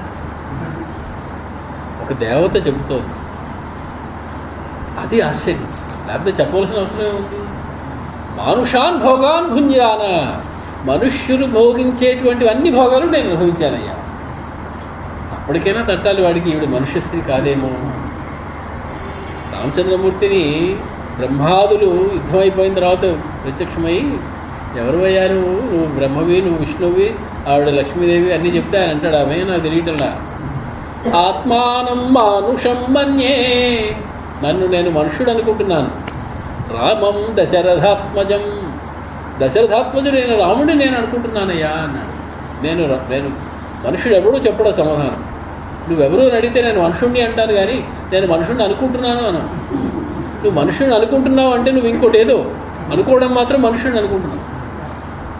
అహం ఆత్మానం మానుషం మన్యే, అహం మానుష అని అనలేదు ఆయన. అహం ఆత్మానం మానుషం మన్యే, నేను మనిషిని అనుకుంటున్నాను. నేను మనిషినేమో అనుకుంటున్నాను అంటే ఈ అవతారంలో నేను మనిషిని కాబట్టి మనిషిని అనుకోవాలి. ఈవిడ చెప్తోంది భుంజానా మానుషాన్ భోగాన్, మానవ సంబంధమైనటువంటి సమస్త భోగములను నేను అనుభవించాను. ఎంత దౌర్భాగ్యం చూడండి, మన మీద ఎంత కరుణ చూడండి. ఇదే ప్రపంచం మీద, సృష్టి మీద పరమాత్మకి. కృష్ణుడు సల్దులు ఆరగించడం ఎలాంటిదో అలాంటిది.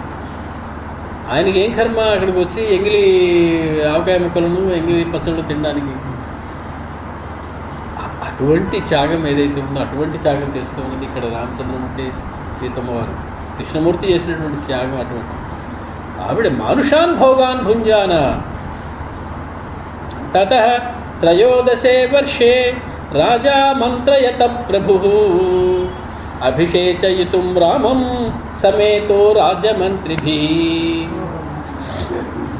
12 ఏళ్ళు గడిపేశాను కదా, పెళ్ళి అయ్యాక కాపురం చేసుకున్నావు చక్కగా చెప్పాను, గుర్తుంది కదా. 13వ ఏట ఏమైంది అనుకున్నావు? చెబుతుంది ఆవిడ ఏమీ తెలియని వాడితో. త్రయోదశే వర్షే 13వ ఏట రాజా దశరథ మహారాజు ఆమంత్రయత ప్రభు, ఆయన అమంత్రయత ఆలోచించాడు. ఏమని? అభిషేచయితుం రామం, మా ఆయనకి అభిషేకం చేద్దామని అనుకున్నాడు. సమేతో రాజమంత్రిభిః, ఆ రాజుగారి యొక్క మంత్రులైనటువంటి లేదా మంత్రి శ్రేష్ఠులైనటువంటి వారితోటి కూర్చుని ఆయన అమంత్రయత ఆలోచించాడు. ఏమని?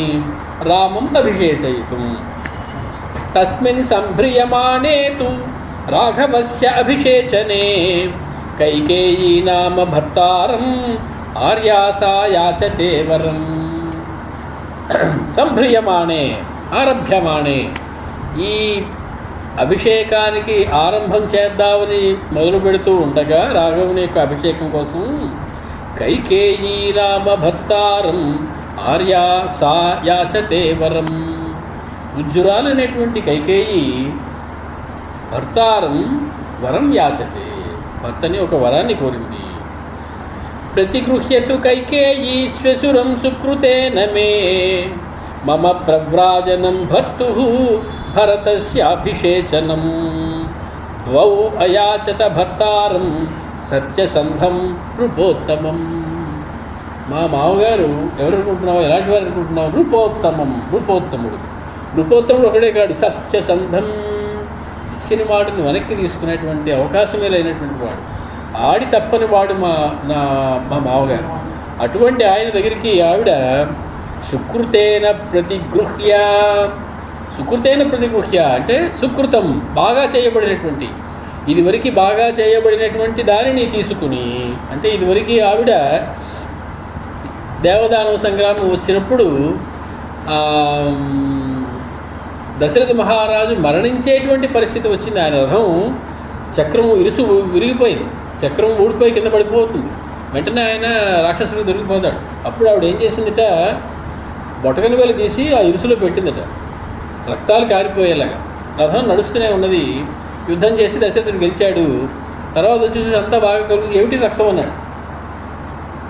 నీ యొక్క రథం ఇరుసు పడిపోయింది కాబట్టి నా బొటకని వేలు, నా చూపుడు వేలు ఇందులో పెట్టాను కాబట్టి నీ రథం ఆగింది, నువ్వు గెలిచావు. ఆనందపడిపోయి నీకు 2 వరాలు ఇస్తున్నాను, కోరుకోవాలి. ఇప్పుడు ఎందుకు నాకు అన్నీ ఉన్నాయి, నాకు ఏ వరాలు అక్కర్లేదు, అవసరమైనప్పుడు అడుగుతాను నేను. ఒక స్త్రీ తన బొటకన, తన చూపుడు వేలిని రథం యొక్క ఇరుసులో నలిగిపోతూ ఉంటే పెట్టగలిగినటువంటి సామర్థ్యం ఎలా వచ్చిందాడు? దానికి పురాణాల్లో ఒక కథ చెప్తారు.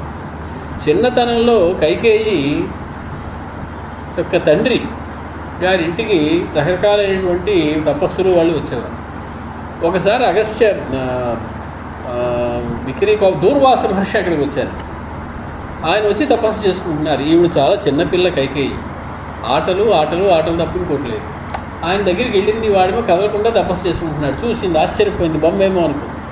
వేలు పెట్టి ఇలా పొడవడం మొదలెట్టింది, చెవులో వేలు పెట్టడం మొదలెట్టింది, ముక్కులో వేలు పెట్టడం మొదలెట్టింది, ఇలా గిల్లితో మొదలెట్టింది. వాడు కదలటం లేదు, తపస్సు చేసుకుంటాడు. చివరికి ఇలా పెట్టేటప్పటికి వాడికి తుమ్ము వచ్చింది, తపస్సు అంతా చెరిపోయి చూశాడు. ఏ వేలు పెట్టి నువ్వు ఇది చేసావో ఆ వేలు అయోమయం అయిపోగాక. అయోమయం అంటే ఇనుపదే, అయస్సు అంటే ఇనుము. నీ చూపుడు వేలు ఇనుప వేలుగా మారిపోగాక అని శాపం. కాబట్టి ఆవిడ అక్కడ ఇరుసులో ఆ వేలు పట్టుకెళ్ళింది. ఇది ఒక రామాయణంలోని కథ కాదు, బట్ ఆవిడ దశరథుడు ఏ రకంగా రక్షించుకుంది అనే దానికి చెప్పడానికి చెప్పినటువంటి కథ ఇది. అయోమయమైపోగాక నీవంటే అయోమయంలా ప్రవర్తిస్తూ ఉన్నాను అంటారు. నువ్వు చేసేటువంటి తపస్సు చేసుకున్నవాడు ఇలా పెట్టడం అయోమయంలా ఏంటిది? కాబట్టి నీ వేలు అయోమయం అయిపోగాక. అయోమయం అంటే ఇనుప వికారం, ఇనుప వేల్లో అయిపోయింది ఆవిడకి. కాబట్టి ఆవిడ చేయగలేదు. మొత్తానికి మన అందులోకి ఎందుకు వెళ్ళాం కానీ వెళ్ళాం. ఆవిడ సుకృతైన ప్రతిగృహ్య. సుకృతం అంటే ఇది వరకు బాగా చేయబడిన దానిని ప్రతిగృహ్య తీసుకుని, అంటే సుకృతం అనే మాటకి ధర్మము అని అర్థం. ధర్మాన్ని మీద ఒట్టు పెట్టి, ధర్మాన్ని అడ్డం పెట్టుకుని ఆవిడ కైకేయీ శ్వశురం సుకృతేన మే మమ ప్రవ్రాజనం మమ భర్తు ప్రవ్రాజనం, నా భర్త అడవికి వెళ్ళాలని, భరతస్య అభిషేచనం, భరతుడికి అభిషేకం జరగాలని, ద్వౌ అయాచత భర్తారం సత్యసంధం రూపోత్తమం వరం, 2 వరములని ఆవిడ భర్తని కోరింది.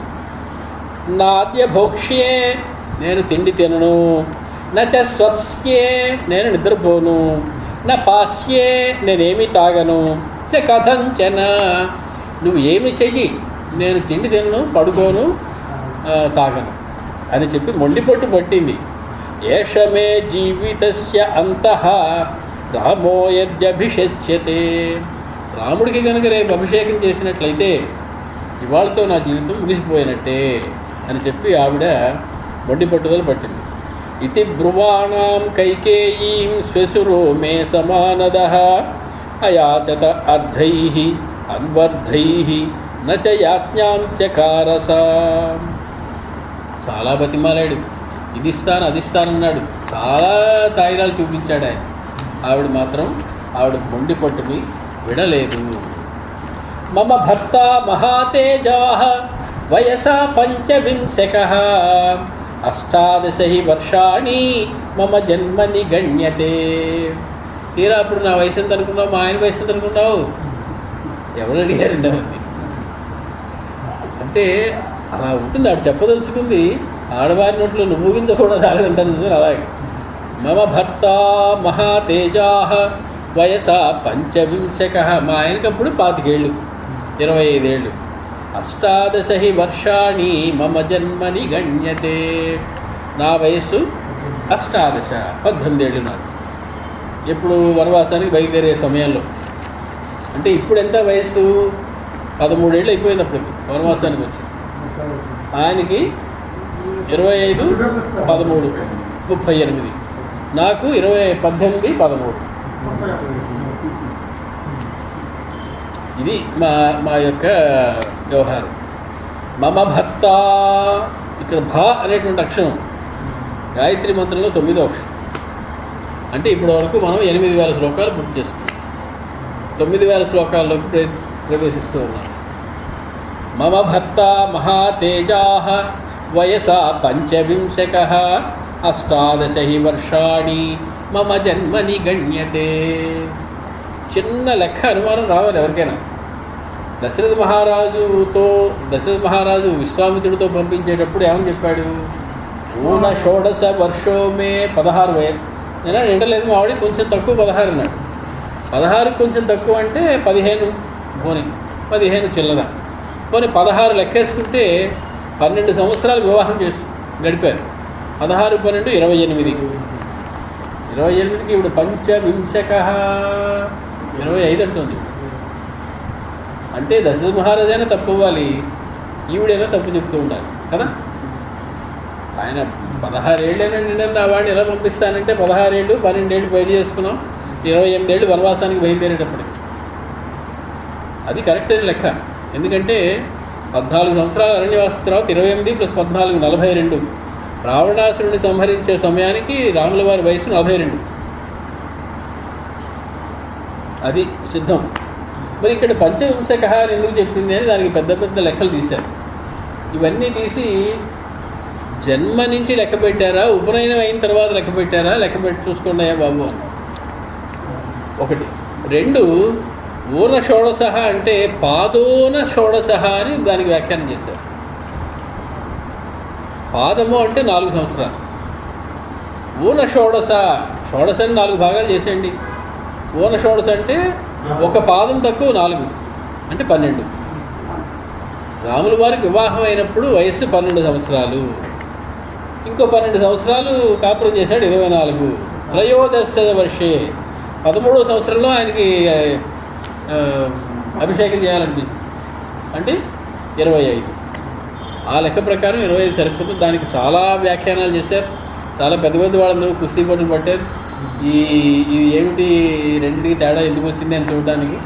కాబట్టి అవన్నీ మనం అలా పక్కన పెట్టినప్పటికీ ఈవిడ చెప్పింది ఏంటంటే వయసా 25. మా ఆయనకు 25 ఏళ్ళు, నాకేమో 18 ఏళ్ళు అని చెప్పింది. రామేతి ప్రథితో లోకే గుణవాన్ సత్యవాన్ శుచి. మా ఆయన లోకంలో చాలా ప్రసిద్ధి పొందాడు. ఏమని?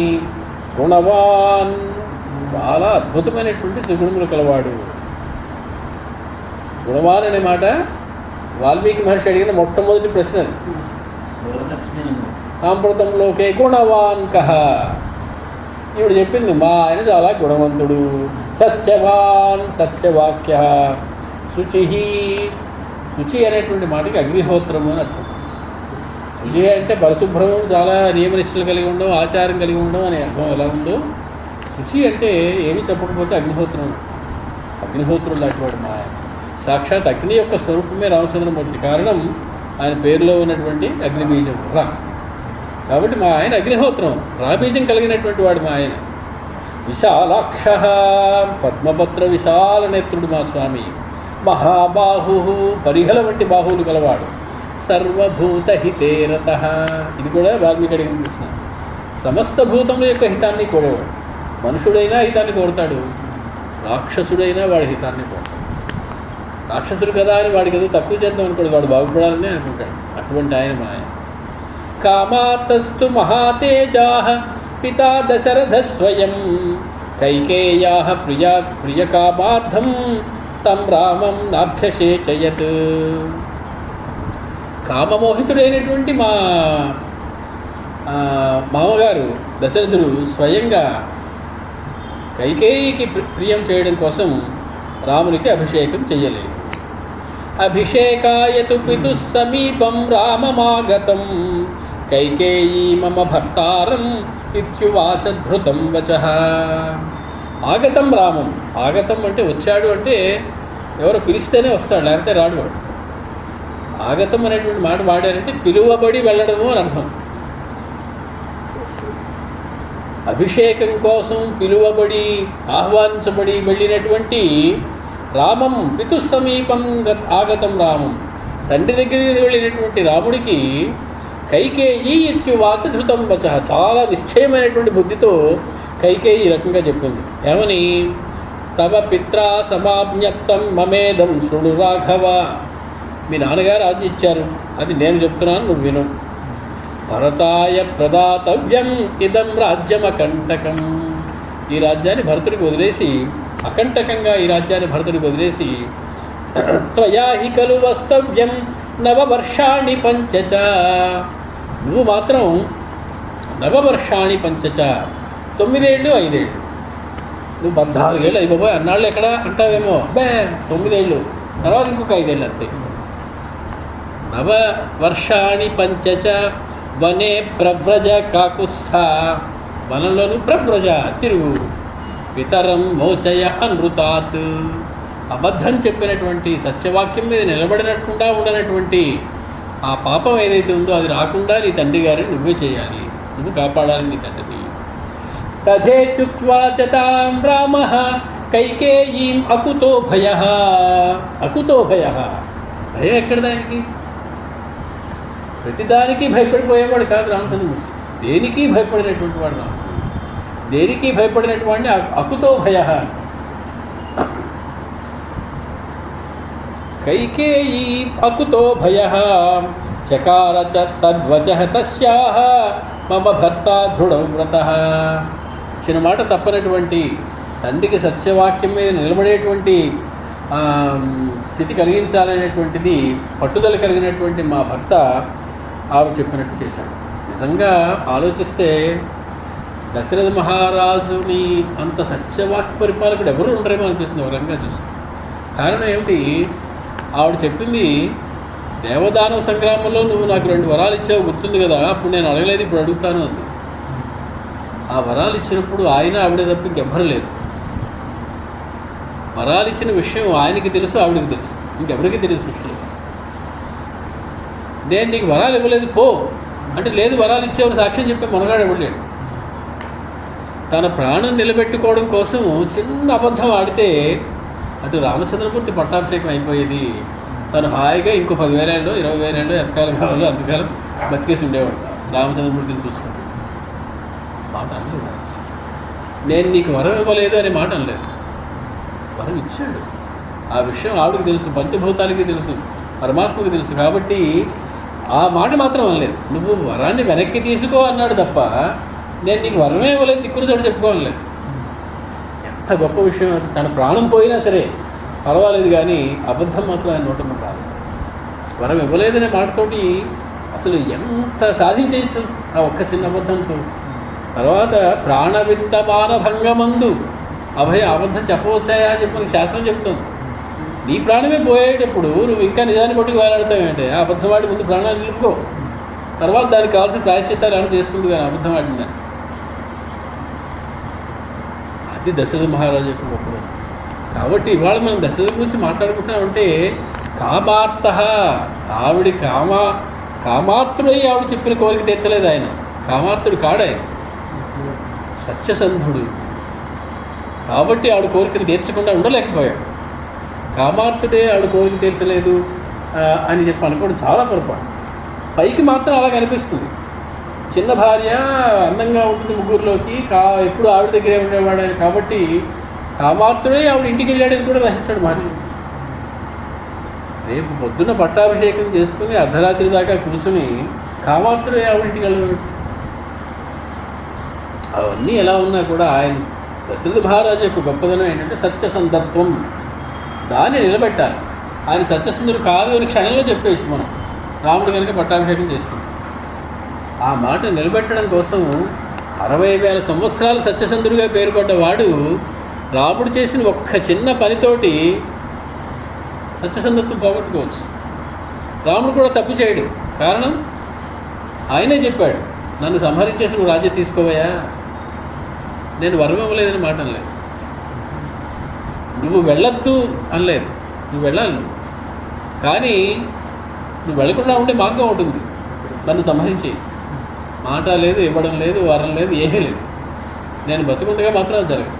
కాబట్టి నన్ను సంహరించి అప్పుడు నా ప్రదేశంలో నువ్వు కూర్చుని అభిషేకాన్ని చేసుకోరేపు అని చెప్పాడు దశరథ మహారాజు.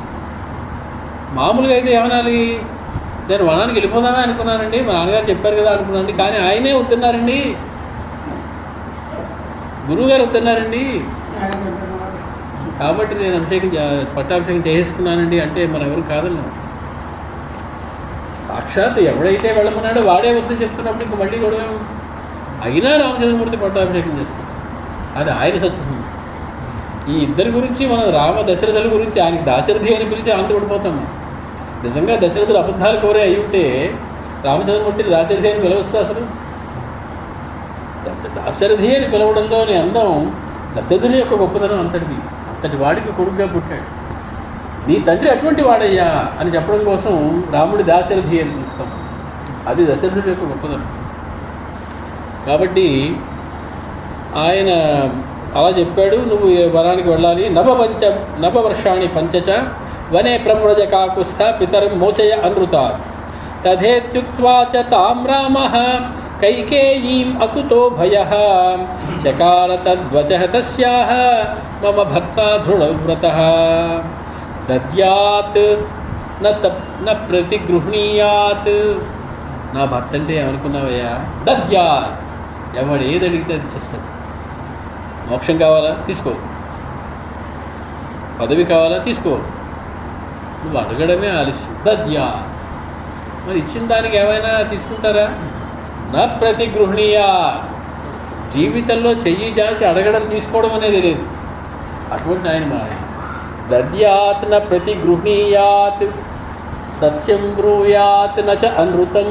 ఎప్పుడూ సత్యాన్నే పలుకుతాడు, అబద్ధం అనేది పలకడు. ఏతద్ బ్రాహ్మణ రామస్య ధ్రువం వ్రతమనుత్తమం. ఆయన యొక్క ప్రతిజ్ఞ ఇది, నేను ఎప్పుడూ నిజమే పలుకుతాను, నేను ఎవడైతే అడిగితే వాడికి అది ఇచ్చేస్తాను అనేటువంటి ప్రతిజ్ఞ పట్టినటువంటి వాడు మా స్వామి. అటువంటి ఆయన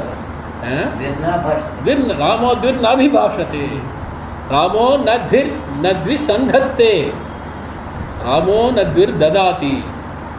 2 సార్లు ఇవ్వట్టు ఎవడికి ఆయన, ఒకసారి ఇస్తాట.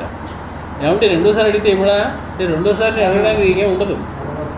నువ్వు ఏది అడుగుదాం అనుకున్నావో దానికి 1,000,000 రెట్లు ఇచ్చేస్తాడు. ఇంకా నాకేం వద్దు మహాప్రభో అనేదాకా ఇచ్చేస్తాడు మొదటిసారి. కాబట్టి 2సారి ఇవ్వడం అనేది లేదు ఆయనకి. బాణాన్ని 2సారి సంధించడం అనేది లేదు. నాభిభాషతే, 2సారి మాట్లాడడం అనేది లేదు. అంటే ఇచ్చిన మాటలు తిప్పి పలకడం అనేది లేదు. ఏతత్ బ్రాహ్మణ రామస్య, ఇదయ్యా ఓ బ్రాహ్మణుడా, రామస్య ధ్రువం వ్రతం అనుత్తమం, అవశ్య పరిపాలనీయం వ్రతం, అనుత్తమం వ్రతం. దేనికంటే ఉత్తమమైన వ్రతం ఇంకోటి లేదు, అటువంటి ఉత్తమమైన వ్రతాన్ని చేపట్టాడు అని. ఏమిటది? సత్యవాక్ పరిపాలన వ్రతం, అభయప్రదాన వ్రతం. ఇవి ఆయన యొక్క వ్రతములు. తస్య భ్రాతాతు ద్వైమాత్రో లక్ష్మణో నామ వీర్యవాన్, రామస్య పురుష వ్యాఘ్రః సహాయః సమరే అరిహా. అరిహా అంటే శత్రు సంహారకుడైనటువంటి వాడు, పురుష వ్యాఘ్రమైనటువంటి వాడు. తస్య భ్రాత అతని యొక్క సోదరుడు, ద్వైమాత్ర లక్ష్మణ అంటే సవతి కుమారుడు. అది 2 తల్లులు, ఒకటి సుమిత్ర, 2 కౌసల్య. 2 తల్లులు ఉన్నటువంటి వాడు లక్ష్మణుడు. వీర్యవాన్, చాలా వీర్యవంతుడు. అతడు రాముడికి యుద్ధాల్లో సహాయం చేస్తాడు. ఏదో రాముడు లేడు కదా నన్ను తీసుకెళ్ళిపోవచ్చు అనుకుంటున్నామేమో, ఆయన తమ్ముడు ఒకడు ఉన్నాడు, ఆయన సంగతి నీకు చెప్తాను.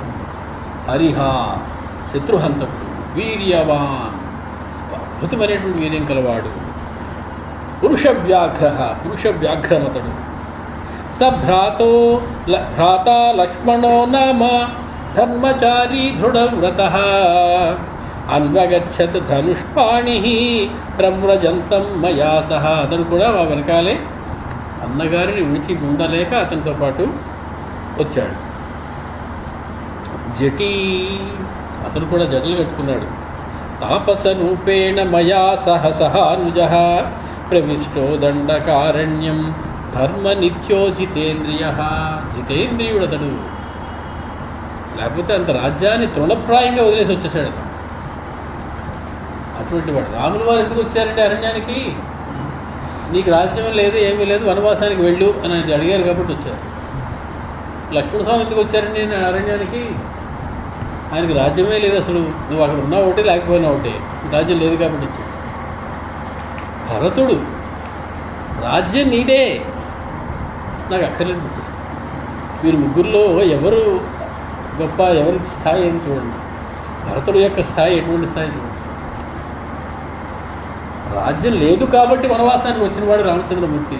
అభిషేకానికి సిద్ధపడిపోయాడు కదా, మన్నాడు అన్ని చక్కగా స్నానాలు చేసేసి, మంగళ స్నానాలు చేసేసి తయారైపోయాడు కదా. తయారైపోయాడా లేదా? లేదన్నారు కాబట్టి వనవాసానికి వచ్చినటువంటి వాడు రామచంద్రమూర్తి. రాజ్యం నీదే, నీకే అభిషేకం రేపు అన్నా కూడా నాకు అక్కర్లేదని వచ్చేసిన వాడు భరతుడు. అది భరతుడి యొక్క గొప్పదనం. భరతుడి గురించి చెప్పుకునేటప్పుడు చెప్పుకోవాలి. అలాగే ఇతడు కూడా జటీ తాపస రూపేణ మయా సహ సహానుజః ప్రవిష్టః దండకారణ్యము ధర్మ నిత్యో జితేంద్రియ. నిత్యం ధర్మం, నిత్యము ధర్మం, ధర్మ నిత్యుడు అతడు. ఎప్పుడూ కూడా ధర్మాన్ని వదిలిపెట్టడం అనేది లేదు. తే వయం ప్రచ్యుతారాజ్యాత్ కైకేయా సుకృతే త్రయః విచరామ ద్విజశ్రేష్ఠ వనం గంభీర మోజస. మాకేం భయమయ్యా, మా ఆయన ఎలాంటి వాడు చెప్పాను కదా, మా మరిది ఎటువంటి వాడు చెప్పాను కదా. భయపడుతూ రాక్షసులు ఉండేటువంటి, మృగాలు ఉండేటువంటి, ఏనుగులు ఉండేటువంటి చోట ఎలా ఉంటావు నువ్వు భయం లేకుండా అని అడిగావు. ఇది కాదు, మా ఆయన అటువంటి వాడు, మా మరిది అటువంటి వాడు. మేము ముగ్గురం కూడా రాజ్యం నుంచి కైకేయి వల్ల బయటికి పంపబడి వనం విచరామ, వనంలో తిరుగుతూ ఉంటాం. విచరామ, మళ్ళీ అందులో ఒక రామ. వనం విచరామ, రామ అనేటువంటి ఉంటే ఇక భయం అక్కర్లేదు. మేము ముగ్గురు కూడా వనం విచరామ, వనాల్లో తిరుగుతూ ఉంటాం. సమాశ్వస ముహూర్తం తు శక్యం వస్తు మిహత్వయ. నువ్వేమి కంగారు పడుకు. సమాశ్వశ, నువ్వు విశ్రాంతి తీసుకో కాసేపు. ఆగమిష్యతి మే భర్త, వచ్చేస్తాడు. ఏహనో ఇప్పుడు వచ్చేస్తాడు మా భర్త. వన్యమాదాయ పుష్కలం, ఆయన చాలా తెస్తారు వచ్చేటప్పుడు. ఏం తెస్తారనుకుంటున్నావు? రురూన్ గోధాన్ వరాహాంశ్చ హత్వా ఆదాయ ఆమిషాన్ బహూన్. రకరకాల మాంసాలు తీసుకుని వస్తారు. నువ్వేమి కంగారు ఇప్పుడు విశ్రాంతి కూడా, అవన్నీ కూడా నేను నీకు వండి పెడతాను మా ఆయన రాని. సత్వం నామ చ గోత్రం చ కులం చ చక్ష్వతత్వతః ఏకశ్చ దండకారణ్యే కిమర్థం చరసి ద్విజ. సీతమ్మ మాట ఉంచుకోదు, తన దగ్గర ఏమీ ఉంచుకోదు. వాడు అడిగినవన్నీ ఆవిడ అడిగి, అన్నీ బాగానే ఉన్నాయి కానీ నామచ గోత్రంచ కులంచ ఆచక్ష్వ, మీ పేరేమి, మీ గోత్రమేమి, మీ గురువులేమి, మీదే కులం, అవన్నీ కూడా తత్వతః ఆచక్ష్వ, ఉన్నది ఉన్నట్టుగా నాకు చెప్పండి. ఏకశ్చ దండకారణ్యే కిమర్థం చరసి ద్విజ. ఒక్కడు ఏమీ నీకు రక్షణ లేకుండా దండకారణ్యం లాంటి ప్రాంతంలో మా ఆయన తిరిగాడంటే అర్థం ఉంది, మా మరి తిరిగాడంటే అర్థం ఉంది. వాళ్ళిద్దరూ ఉన్నారు కాబట్టి నేను తిరిగానంటే అర్థం ఉంది. మేము తిరుగుతున్నావు, నువ్వు కంగారు పడిపోతున్నావు, కానీ నువ్వు ఒక్కడికి ఎలా తిరుగుతున్నావు ఇంత భయంకరమైనటువంటి దండకారణ్యంలో? అదంతా ఉన్నది ఉన్నట్టు నాకు చెప్పు అని అడిగినాడు. సన్యాసిని మీ పూర్వకాలం పేరేమిటండి, మీ నాన్నగారు ఏం చేసేవారు, ఇలాంటి ప్రశ్నలు అడగకూడదు. ఆ జన్మ తర్వాతి జన్మ సన్యాసి జన్మ. శాస్త్రం నిషేధించింది అలా అడగడం. అది తెలియని తల్లి కాదు ఆవిడ. అయినా అడిగింది, నీ పేరేమిటి, నీ కులం ఏమిటి? సన్యాసి కులం ఉండదు. వాడు సన్యాసం చూసుకోగానే కులం పోయింది. తండ్రి లేడు, తల్లి లేదు. మళ్ళీ పాత దానిలో లాక్కూడదు. వాడు లాగితే వెంటనే పడిపోయేవాడు చాలామంది ఉంటారు. మళ్ళీ సన్యాసాన్ని వదిలేసి సంసారంలో పడిపోయేవాడు. కాబట్టి మనం వాళ్ళని రెచ్చగొట్టుకోవడం, అటువంటి ప్రశ్నలు అడగద్దని చెప్పింది శాస్త్రం. ఇప్పుడు అడుగుతాం. నామచ గోత్రంచ కులంచ ఆచక్ష్వ ఏకశ్చ దండకారణ్యే కిమర్థం చరసి ద్విజ. దండకారణ్యం లాంటి ప్రదేశాలు సన్యాసులకి నిషేధం విధించింది శాస్త్రం. ఎందుకని? భిక్షార్థం గ్రామం ప్రవిశేత్ అని వాళ్ళకు సూత్రం. నువ్వు భిక్ష తీసుకోవడానికి గ్రామంలోకి వెళ్ళి భిక్ష తీసుకో. ఎందుకని భిక్ష తీసుకోవాలి? నువ్వు అక్కడ ఆకలేసి కాదు, అక్కడున్న గృహస్థులందరినీ తరింపచేయాలి. దానికోసం గృహస్థులు ఇళ్ళకి వెళ్ళి నువ్వు భిక్ష స్వీకరించాలి. నువ్వు ఇలా దండకారణ్యంలో ఉంటే చుట్టుపక్కల ఎక్కడ గ్రామాలు లేవు, నువ్వేం తింటావు? నువ్వు తినడానికి నీ అంతటి నువ్వు ప్రయత్నం చేసుకోకూడదు. నీకు ఎవడో వండి పెట్టి గృహస్థు ఇవ్వాలి. గృహస్థులు ఎవరూ లేని చోట దండకారణ్యంలో నువ్వు తిరగడం ఏమైనా బాగుందా? అసలు నువ్వు ఎలా తిరుగుతున్నావు ఈ దండకారణ్యంలో అని చెప్పి అడిగేసింది సీత. మంగళం కౌసలేంద్రాయ మహనీయ గుణాత్మనే చక్రవర్తి తనూజాయ సార్వభౌమాయ మంగళం. మనం 47 సర్గలో 23 శ్లోకాలు అవగొట్టుకున్నాం. అదే తర్వాత ఎందుకంటే ఈ చాలా పెద్ద 49 శ్లోకాలు ఉన్నటువంటి సర్గ కాబట్టి మనం ఎంతో నిలుపు చేసుకుని ఈ సర్గ మధ్యలో అయినా సరే ఆపుకోవడానికి అనుమతి. సీతారాముడు